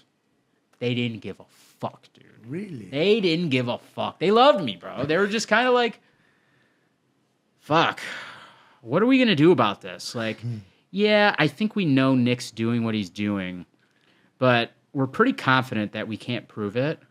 And even if we could, we already had a really bad article written about some kid who did cocaine in a bathroom at a nightclub. So it would sound very bad for them. Correct. So if any of that press release gets caught again, it's more bad PR for the university. Yeah. And for somebody who's, had a good reputation at the school. I was friends with everybody, and, the upper management liked me, and I was always nice to them. They were kind of just like, mate, whatever. As long as he doesn't get caught, whatever. So right from there, I moved to a penthouse right across the street the semester after. Problem solved. And problem solved. Amazing, man, amazing. I'm telling you crazy stories, bro. Man, let's go through it more a little bit, because this gringo psicótico, In we English, just... Yep, the English Instagram, we could watch some videos there. Yeah, let's go there. Because a lot of them are right Because there. just to explain to them again, guys, esse aqui, ó, ele acabou de abrir esse Instagram para o público brasileiro mesmo. This one will be all em português, yes? Correct. Esse aqui vai ser todo em português para quem estiver aí querendo assistir. Procura aí, @gringopsicótico, beleza? Sem acento. Começou ontem esse aqui. I don't know which day you're going to stream this episode, but I'm just telling them that you started this yesterday. The Nibbin episode? No, I mean our episode here. Okay, gotcha. So I'm just explaining that you just started it, like. Yep. E aqui tá o Instagram dele, que já é Get Lost with Nick Hefke. Yes. Ok, e aí é em inglês, e aqui ele já tem vários episódios aqui. So let's go through some stories here, Nick. Cool. Tell us. All right, so why don't you click on the bottom right over there. Let me put the volume. Like, oh my God. So then I go to another ATM, put my card in, same thing. Third ATM, same thing. I'm like, oh, fuck. So I call the back of my card, call M&T, and they're closed for the What is this weekend, one about then? and they won't be responding until Stuck in Monday, Cambodia with which is $1. Tuesday in Cambodia. So I'm in Cambodia with $1 in my wallet, no access to money. My bank card has blocked, and I won't be able to get in contact with my bank to unblock it for 2 days. Yeah. So imagine being in Cambodia with $1, no access to money. Dad can't send it to you over fucking, Western Union at this point in time. What do you do? Listen to my episode.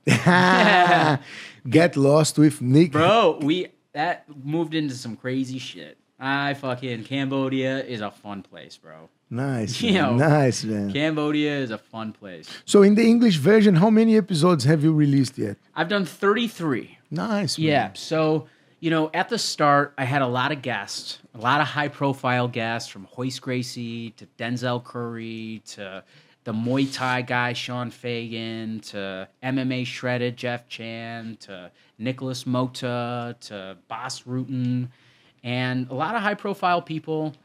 And I decided to change it up because I just really want to share my life story, man.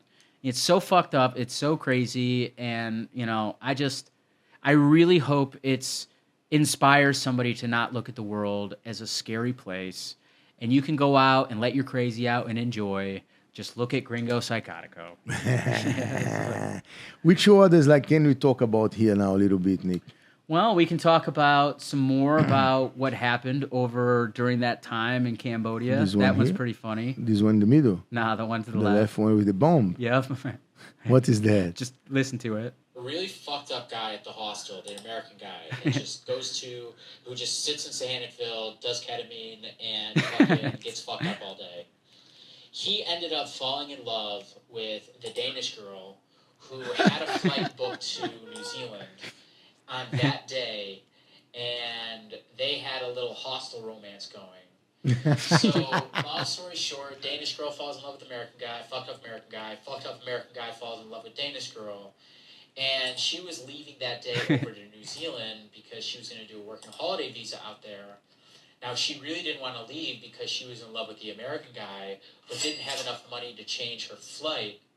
So the American guy ends up smoking a bunch of ketamine, gets fucked up, gets his cell phone, ends up calling the airline that she's about to fucking fly with, is belligerent out of his mind, and it's just like, I have a bomb on that plane, and if that plane fucking leaves, I'm going to set it off. Fuck.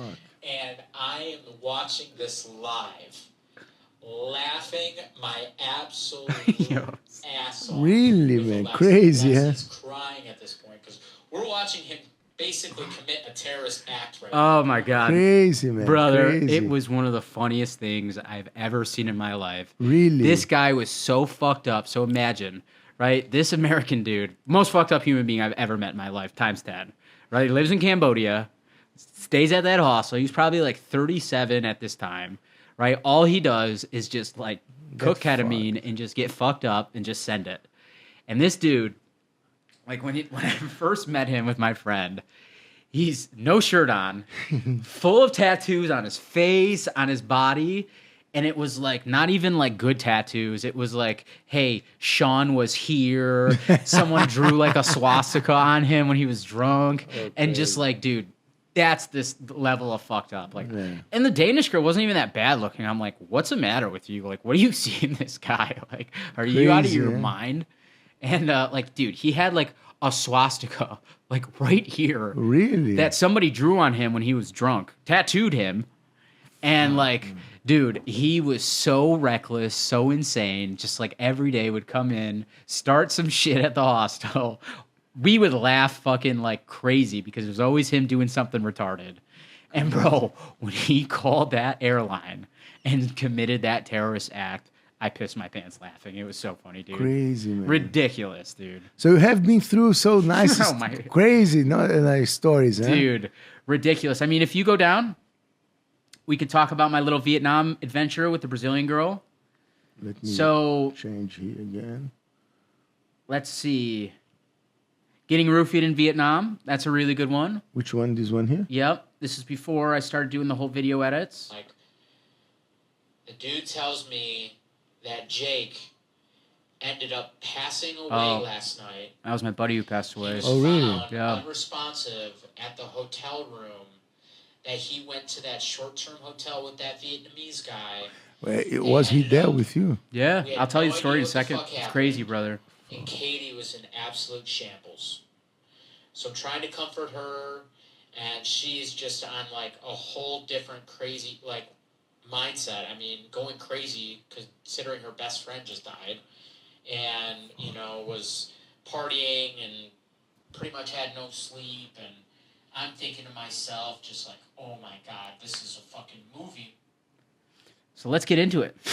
Tell us this. Remember that Brazilian girl that I told you about that I wanted to go see in Vietnam? Yeah. The trip from hell? Yeah. That's how I should have called this episode, the trip from fucking hell. Right? Because, dude, like, I went out there to go and see that Brazilian chick. Yeah. Take her on a luxurious 𝘍𝘍𝘭𝘢, once-in-a-lifetime experience. Bro, I saved up, like, fucking 3 months of just, like, bullshit jobs to do this back home. Right? Because I was about to get my student loan repayment, and like this is right before I met the Candyman and went to Australia and started really making big money. And like, dude, I booked this unbelievable cruise for us in 𝘍𝘍𝘭𝘢. Have you seen 𝘍𝘍𝘭𝘭𝘢 in Vietnam? No. Sick as fuck. Like it's like Koh Phi Phi, but like you can bring it up like what it looks like here. Yeah. And the goal was to go on like this unbelievable cruise through 𝘍𝘍𝘭𝘍. How do you spell it? HA space LONG, boom, right there. That's cruise. Yes. So that is 𝘍𝘍𝘭𝘍. Here, let's put images. Yeah. Oh, so how can I make it like to people there at home be able to see it? So guys, this is where Nick is talking about 𝘍𝘍𝘭𝘍 in Vietnam. Ele tá falando desse lugar aqui em Vietnã, né? Que ele foi com a brasileira. So keep telling us. So, you know, that girl I had a one-night stand with in Bali on my 21st birthday, she was going to be in Vietnam or Asia during that time frame before she went back to Brazil, who also lived in Australia, saved a bunch of money, was able to travel Southeast Asia. And my goal was to book this super sick, luxurious yacht to travel all across 𝘍𝘢𝘭𝘢 Bay for the New Year experience. You know, it had a fucking jacuzzi on it. It looked sick, bro. It cost me like, I think I spent $1,000 on it for 3 days. Really? In Vietnam, that's ridiculous. You know what I mean? She also put a little money up because I wanted a little like skin in the game, so I didn't know it was all coming out of Gringo Boy's pocket. Yeah. And, you know, we booked the tour. Beautiful. And, you know, we're supposed to go on this tour during New Year's Eve. And right before I left home, my dog of 15 years was on his last leg, right? Yeah. And I told my brother to promise me. I was like, if anything happens to Hunter, don't tell me until I get to Australia. You have to promise me. He's like, dude, don't worry. I remember our whole family talked about it, and he was like, no, we're going to let him live for a little longer, you know, but he was like peeing on himself and blah, blah, blah. So we put him down. The vet was like, you got to put him down. My fucking brother messages me immediately and tells me, right? Now I'm crying my eyes out. This girl doesn't really know me. This is the first real night that we're like first day we're spending together. We had the night, had a great night, you know, the reconnect, and the second night came, and that's when all hell broke loose. So I get the message on Facebook. My brother tells me the dog died, and I'm like crying. I don't want her to see me because, like, you know, that's gonna get her fucking wet. It's me crying in front of her, and you know, I fucking go for a run, and I try and clear my mind, come back, and I'm just fucked. Sleep deprivation, jet lag, that whole thing. I'm fucked, and I'm like, Fernanda, let me go and just like spend some time and just kind of recollect myself. So I went to a place called Hanoi Backpackers. I went to go get a fucking big beer because it was only 50 cents. I'll never forget. I order a big beer. I have a drink. 3 a.m. I wake up in the hospital with an IV in my fucking arm. Yeah. Imagine that. Crazy, man. Right? I'm in fucking Vietnam, hospital, Hanoi. Right? I'm seeing some of the most fucked up shit imaginable. Like, there is like, I don't know if you've been to a third world hospital. This is 2014. So, like, this was still kind of like 1970s feel Vietnam style. Like, the receptionist was sleeping under the desk in the fucking, you know, the lobby. And there's, like, people dying right next to me. Like, it was scenic. I start screaming. Some fucking doctor comes out. I have this horrible headache. And I'm trying to take the fucking IV off. And they're like, they bring out this English person. They tell me what happened. They're like, hey, you know, you came in here completely disoriented. You've been sleeping for the last fucking like 14 hours, you know, and we think you've gotten roofied. So we did the test, tested positive for it. I get home, it's like 8 a.m., and the Brazilian chick loses her fucking mind on me, bro. My day went from bad to fucking awful in about 20 seconds. She's like, where the fuck have you been? You were probably with other girls, you know, like, you had me worried, you had me scream, you know, and I'm just like, oh, wrong time to be having this. And 𝘍𝘢𝘭𝘢... Especially because they didn't even know each other properly. At all. And I was in a horrible mindset. Yeah. I didn't know what the fuck was going on. You know, I'm scared, I'm nervous, I don't know if I should stay in Vietnam anymore. Should I leave? Should I go somewhere? And fucking, long story short, her and I had this massive fight. Where I was like, oh, fuck. This is bad. This is bad. Crazy. She leaves that hotel. Goes to another hotel. I'm messaging her trying to, like, get her back and shit, and she's just not having it. Like, fucking not having it. So I go, and I'm like, I don't want to stay in this hotel room alone. Like, this is where all the shit happens. So I go to a hostel. I meet this Australian chick and this American guy, and most importantly, this Irish and English chick / Jake, who was the Irish guy, and she was the English chick. So Katie was the English chick, Jake was the Irish guy, and they were traveling Southeast Asia together. They were going to go to Australia as well. And Jake was gay, but super fucking cool, right? I'm telling everybody my story, just like how I am on this podcast, and they're all just like, what the fuck? Like, are you kidding me? And next thing I know, because I told the Brazilian girl where I was, as I'm telling everybody the story, elevator opens up, and there she is. Swear to God, bro. Couldn't be any more fucking cinematic than this. And everyone's looking at us like, ooh. Right, I'm smiling just like how you are right now. And she's like, can we talk? And I'm like, oh, fuck, here we go. Yeah, let's do it. Look behind. They're all just like, you know. Bro, we go outside, and, like, you know, I'm like, Fernanda, how do we fix this? Like, you know, we've paid for this cruise. This is going to be an awesome experience. But let me remind you, I'm supposed to go to Australia in 2 weeks after this little love affair with her and become a student. She's going back to Brazil, and it's supposed to be never see each other ever again, right? So maybe this is the universe, maybe help me out in a fucked up, horrible way. So she comes, we're outside, we're arguing immediately. She's like, Nick, no. Nick, we're two different persons, Nick. And I'm like, it's people, but I see what you're saying. No, Nick, I don't want. I don't like. And I'm like, so are we going to do this cruise or not? She's like, Nick, no. I maybe go, but you sleep on the floor. I'm like, mate, I came out here to hook up with you, and you're not going to give me some after I booked this cruise and got roofied and my dog died? Like, fuck you. So we get into a massive fight, and bro, she ends again, and she ends up going on the cruise alone. Really? I said, I'm not going. Fuck it. So I'm depressed as fuck at this stage in Vietnam, in Hanoi, right? Thinking to myself, what the fuck do I do now? My flight booked to Australia is out of Cambodia. I'm supposed to be traveling to Cambodia. I don't have enough money to be able to fuck around in another way right now because I spent it all on that cruise. Now what do? So I'm at the hostel, and everybody's trying to cheer me up. It was a big party hostel. They're all like, Nick, the Irish dude's like, Nick, fuck that girl. Who gives a shit? We're going to find other sluts around here. Like, don't you worry. I'll be your wingman. And I'm like, thanks, Jake. You're a fucking legend, man. Fuck yeah. And me and him end up becoming real tight, right? So he's my homeboy. Beth, the Australian girl, is my homegirl. And there's this American guy named Zach who's hooking up with Beth, but also my homeboy. That's kind of our posse, right? That's our hostel group. So it's New Year's Eve. We're right outside in the new town over in Hanoi. It's 10 o'clock at night, and, bro, we're going off. We're like, we're just going to send it. This is going to be the best night of our fucking lives. We're going to go fucking crazy. So we're right outside the hostel. We're sitting down in these little stools. You know how it goes here in Asia, drinking. Jake is out of his mind, fucked up. He's running around naked, just being fucking out of his mind. And we're encouraging. Yeah. We're like, woo! Right? And, bro, fucking, it comes to around 11:15. And at 12, because it's a communist country, the bars all close in Hanoi, except for one that's corrupt, called the Lighthouse Bar.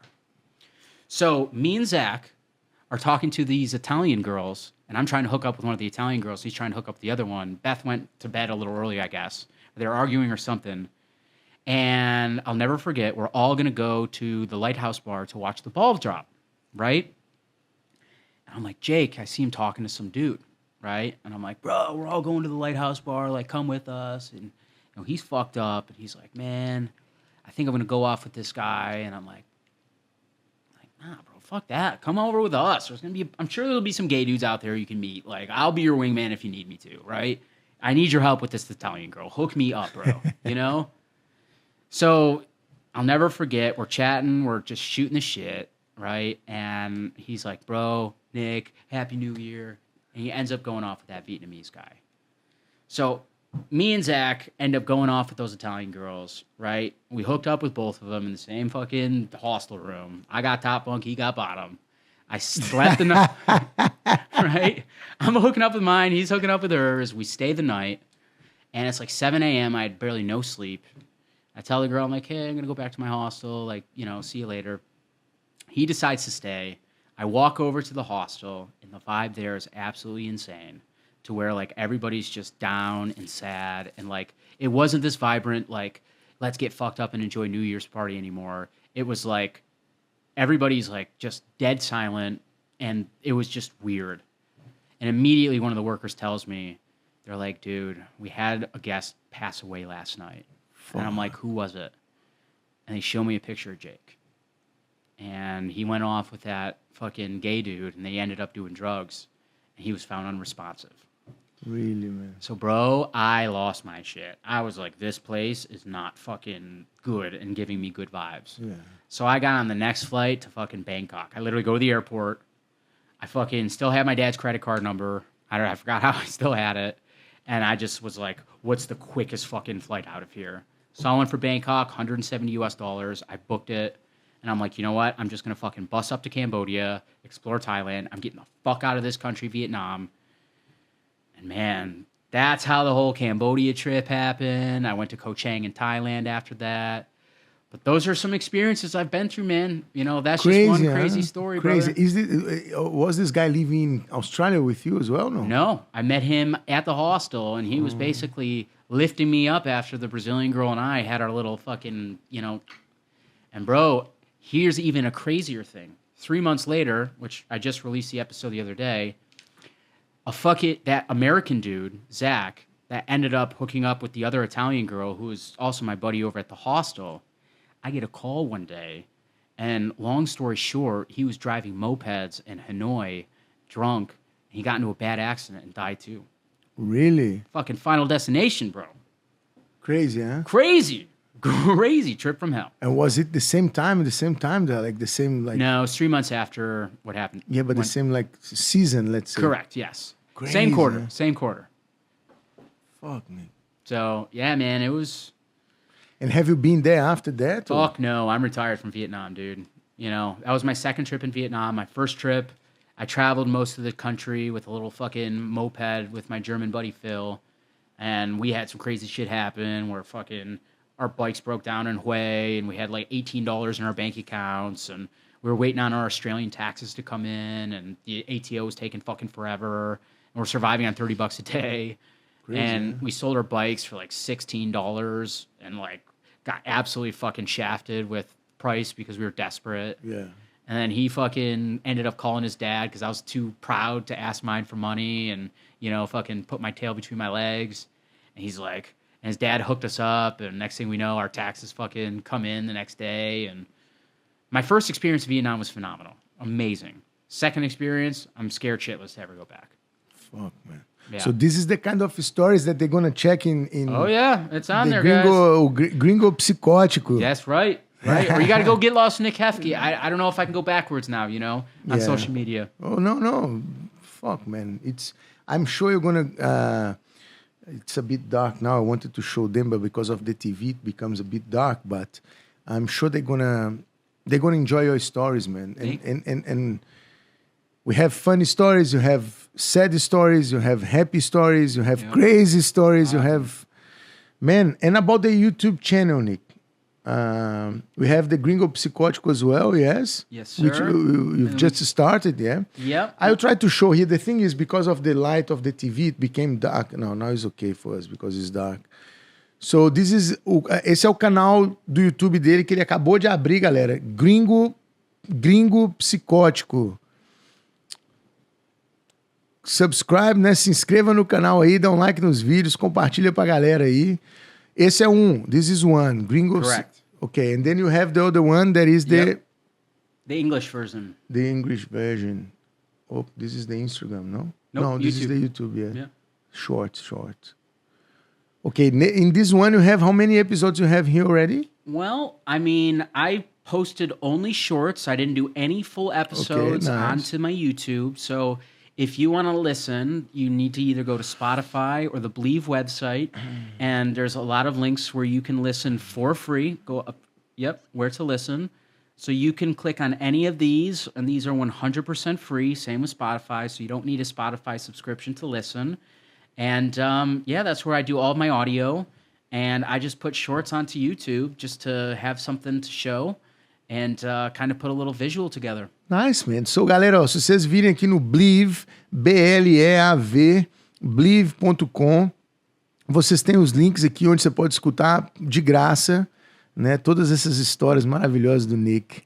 So here they can listen to it for free. Yep. All And these beautiful stories, man. I'm sorry for the English advertisements that will be placed onto the Spotify. Our sponsors It's do. important. Yeah, they Tell them their names, you know. Well, we have a whole lot of them. It's all through our network. So, you know, the 𝘨𝑉 Podcast Network is one of the top networks over in Los Angeles, and we've got a whole team dedicated in order to keep our sponsorship strong. And so we've got everything from, you know, Manscaped to certain websites that you can go on, And most of my sponsorships are all handled through them, but they're all in English. So for the Portuguese version, if you do hear English, that's usually just a sponsorship. Nice, man. Nice, Nick. Nick, tell them a little bit about what you did yesterday. How was it? Yesterday was a great time, yes? We had a great time yesterday. We got to go and experience some history yesterday, brother. Yesterday, RWS, Barbara, first foreigner, first Brazilian woman to ever win a 𝘍𝘢𝘭𝘢 Stadium Championship. And you and I got to go see it live and cover it. And you got to get some amazing interviews. I'm jealous that you got a... Was a short one, but... Well, you got a long one coming yeah. up soon, bro. Yeah. So guys, awesome podcast episode coming up. Now you're going to be doing it with Barbara and who else? Today, after us, they are coming here. Barbara, 𝘍𝘢𝘭𝘢, Okay. Albert. Yeah. Them three, Amazing, brother. Amazing. Yeah. So that's going to be epic. Was nice. How did you feel seeing Barbara there? Because you met Barbara before in Phuket as well. Oh, yeah, dude. She's a monster, man. I had nothing but confidence that she was going to win that fight. She's a very strong fighter, great clincher. Her clinch game's fucking strong. I kept screaming, work your clinch, work your clinch, work your clinch. I remember that. And, man, she did it well and well-deserved champion. Did you have time to bet on her, no? I couldn't find the guy, bro. I couldn't find the guy. Usually there's a dude going around, you could bet. I was telling him, I'm like, bruh, 2,000 baht on Barbara, watch. Yeah. Walk through this girl. And, bro, 49-46, 49-46, 49-46. And, Amazing, yeah? She did a great job, and... Kudos Phuket Fight Club, and another champion they get to fucking add onto the fucking banner, and beautiful. Congratulations to 𝘨𝘢𝘭𝘢 and the team, and everybody else who helped her get to that level, and God bless her, man. How do you feel going to Raja, man? Because you are a Muay Thai fighter, you're here in Thailand. How do you feel going there? It's the oldest and the first Muay Thai stadium in the world. Inspired, brother. It's a dream of mine to fight there, man. Do you like the atmosphere there? Absolutely, it's nice. It's electric, And I think RWS is amazing. They put a great promotion together. Yeah. There's a lot of really strong fighters out of RWS. And 𝘍𝘢𝘭𝘢 is a must go-to while being here in Thailand, especially Bangkok, Lumpini, 𝘍𝘍𝘢𝘭𝘢, both. Yeah. And, man, as a fighter, I've always dreamed of being able to fight at 𝘍𝘍𝘭𝘢. I just don't think I've ever been good enough. And didn't find the right guy to put you there, yes? Or no? No, I definitely had all of those. Yeah. I've been pretty blessed with who I've been able to train with. No, but to put you there in that promotion. Both. For example, I've trained with guys like 𝘨𝑒𝑐ℎ𝑏oonchu, who's an incredible promoter, big name here in Thailand. Trainer Gay, Superbon, very well connected. Yeah, he could put you there easily. Oh yeah, dude. Rowan Carnero, him and I were talking about it, maybe doing a Lumpini fight, road to 1. And this was right after Bruno Miranda's PFL semifinal. Oh. So Bruno Robusto, he fought semifinal Madison Square Garden. I was in his corner. Yeah. Oh, really? Yeah, Were man, you that's there? what his t-shirt was. Yeah, I see that. It felt nice, man. So it was myself, Jesus, and Juka, Rowan Carnero. Yeah. Why you haven't gone to fight there yet? So every time I get an opportunity, it either falls apart or I get fucking injured. I was considering maybe even doing a big fight this trip. But 2 months ago, and I haven't been vocal about it, I got into a really bad car accident where I literally, in Rochester, I totaled my dad's SUV 4 days before Christmas, almost died. Really? Fucking car hit me going 60 miles an hour right on the driver's side. And, bro, I think it was an act of God that kept me here, man. It was crazy, brother. I'm at a 4-way stop, or it looked like a 4-way stop. Mine had a stop sign, and the other side didn't. And I get to the stop sign, and this car's coming, and they signal their turn signal to come into my lane. So I go into the intersection. She turns off her turn signal, and bang, dude, hits me right on the driver's side. Oh yeah, bro, hit me here. Neck goes boom. Airbags deploy, everything. And this is crazier. As I get hit in the middle of the intersection, right here, we get pushed into a hill right in the middle of both intersections. And right as I got out of my car, right next to me was a crucifix. Really? Yeah. So somebody else had passed away there, and there was a cross. Yeah. And that was an out-of-body experience that I had. And that gave me a new sense of belief in a higher power. Because, dude, I walked out of that accident, and I shouldn't have. If you saw the car, it got fucked up. And most importantly, like, you know, my neck's still fucked up. And, you know, CBD's been helping me keep the pain away, but I shouldn't be here right now, man. Like, you should. That's why I know, you're but here. like, you know, I understand what you mean. You know, my dad was like, damn, dude, yeah, your luck is running out soon, you know? So that kind of pressured me into this year having a new mindset about everything, where I really wanted to fight 3 months ago. I did a really big camp over in 𝘨𝑉 over in Phuket. Absolute historic gym. Amazing, amazing, amazing. Anybody looking to train in Patong, 𝘨𝑉 is unbelievable. 𝘨𝑉𝘍𝘍𝘢, basically same family, same trainers. He started a new gym. Either of the two is, you can't find better in my opinion. Did a really strong fucking camp out there. And we were considering maybe RWS or knockout over Nice, Rajamadarn. And it just didn't come together, man. It's gonna get their time, man. Nice. I will be there to watch it. I hope so, man. And then I'm gonna interview watch me you get at the knocked end, out in fucking front of Thailand. Man, it would be nice to see you there, man. Yeah. Tell me, Nick, you are a fighter, and you told me that you used to have problems with your weight, you know, like. Oh yeah. So you used to be obese, no? Yeah, and very. Then you and I struggle a lot with it, you know, because from a professional athlete as well, I became obese, and then since then I'm fighting with obesity and blah blah. So for who is watching us here, what can you tell them or us in general the benefits or how important martial arts or sports in general were to you and to people in general, the benefits of practicing some martial arts or sports in general? Martial arts, especially for sustaining a strong figure, has been unbelievably pivotal. I mean, can I sit here confidently and say martial arts has been my Achilles or my savior to want to continue to keep a strong physique? No. But martial arts has allowed me to find an activity that didn't become super boring immediately, like weightlifting 5 days a week. And I remember what it's like being overweight. And I remember what it's like having to force yourself to get out of bed, get off the couch after a hard day of work or a long day at school and fucking get to the gym or wake up at 5 before work and, you know, make the extra effort to do it. And, you know, if that is your prerogative, then God bless you. It takes a very strong willpower to be able to pull that off. Yeah. And, you know, I started recognizing that mine was starting to get pretty low. I mean, dude, when I got fat as fuck in Thailand, that was the slap in the face. It was like, dude, you need to get this back. And I remember being at that in that mindset of like, dude, getting myself to a gym right now, not happening. Weightlifting 5 days a week, not happening. No. And then martial arts gave me more of a social community as well, so that gave me more of a purpose to want to keep going back. You know, I wasn't going into the martial arts gym thinking to myself, you're going to make the next world champion, or I'm going to fucking be a fighter. I didn't give a fuck about fighting. As a matter of fact, training the way I do right now, I'm not training to fight. I'm training to keep my man boobs in check. Yeah. You know what I mean? I'm trying to keep a physique that I'm proud of, because that's one of the most important things in the world to me. Because that's been one of the biggest obstacles I've ever had to been faced with. And, you know, everybody in my family struggles with it. My brother is obese. My father's obese. My mother's obese. And, you know, I always wanted to try and hopefully inspire them to make a change too. It's like, hey guys, you know, I'm the same as you. Same fucking genetic breakdown, right? And at the end of the day, martial arts really gave me that social community to sustain long-term a physique. Nice, man.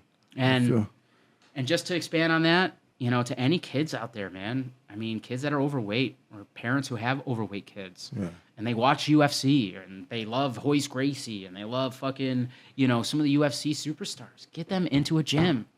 You know, it's going to improve their lives in every capacity possible. If you have young kids, get them started early. Get them into jiu-jitsu, get them into boxing, get them into Muay Thai, whatever fits, do it. Yeah. It's going to help their mental health. It's going to help their confidence. It's going to help their physique. You know, it's going to prevent them from getting bullied. You know, it'll help them improve their social skills, if it's another language, or how not to get bullied by other people and fight back and hold your own.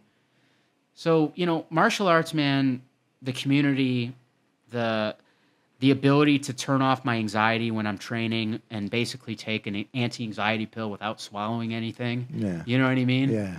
Has been one of the fucking best ways to help me sustain long-term longevity, both mentally and physically. Nice, man. Nice. Nick, look, we are coming to the end, like I could stay here forever talking to you. It's always a nice conversation. It's been about 2 hours. Oh my God. It's always a pleasure to talk to you, man. We haven't had the opportunity to talk much before, because we met just very quickly.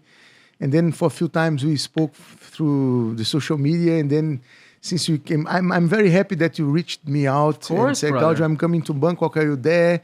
And we could manage to meet each other here, to spend a nice time yesterday as well. And now to be here with you, the podcast, because I remember since I met you, I've been invited, Nick, let's do it. Yep. But you were in Phuket, and then traveled after that. And I'm doing my thing here. And then we couldn't make it happen before. Right. But we are making the right time now. And happy to see you back with your podcast, So I want to, before I thank you and say goodbye, I want you to tell Brazilian people, American people, people around the world, again, invite them to watch your show, invite them to get to know more about your job, and tell them whatever you want to tell them about traveling around the world, man, all your experience. I love it, brother. Talk to them, man.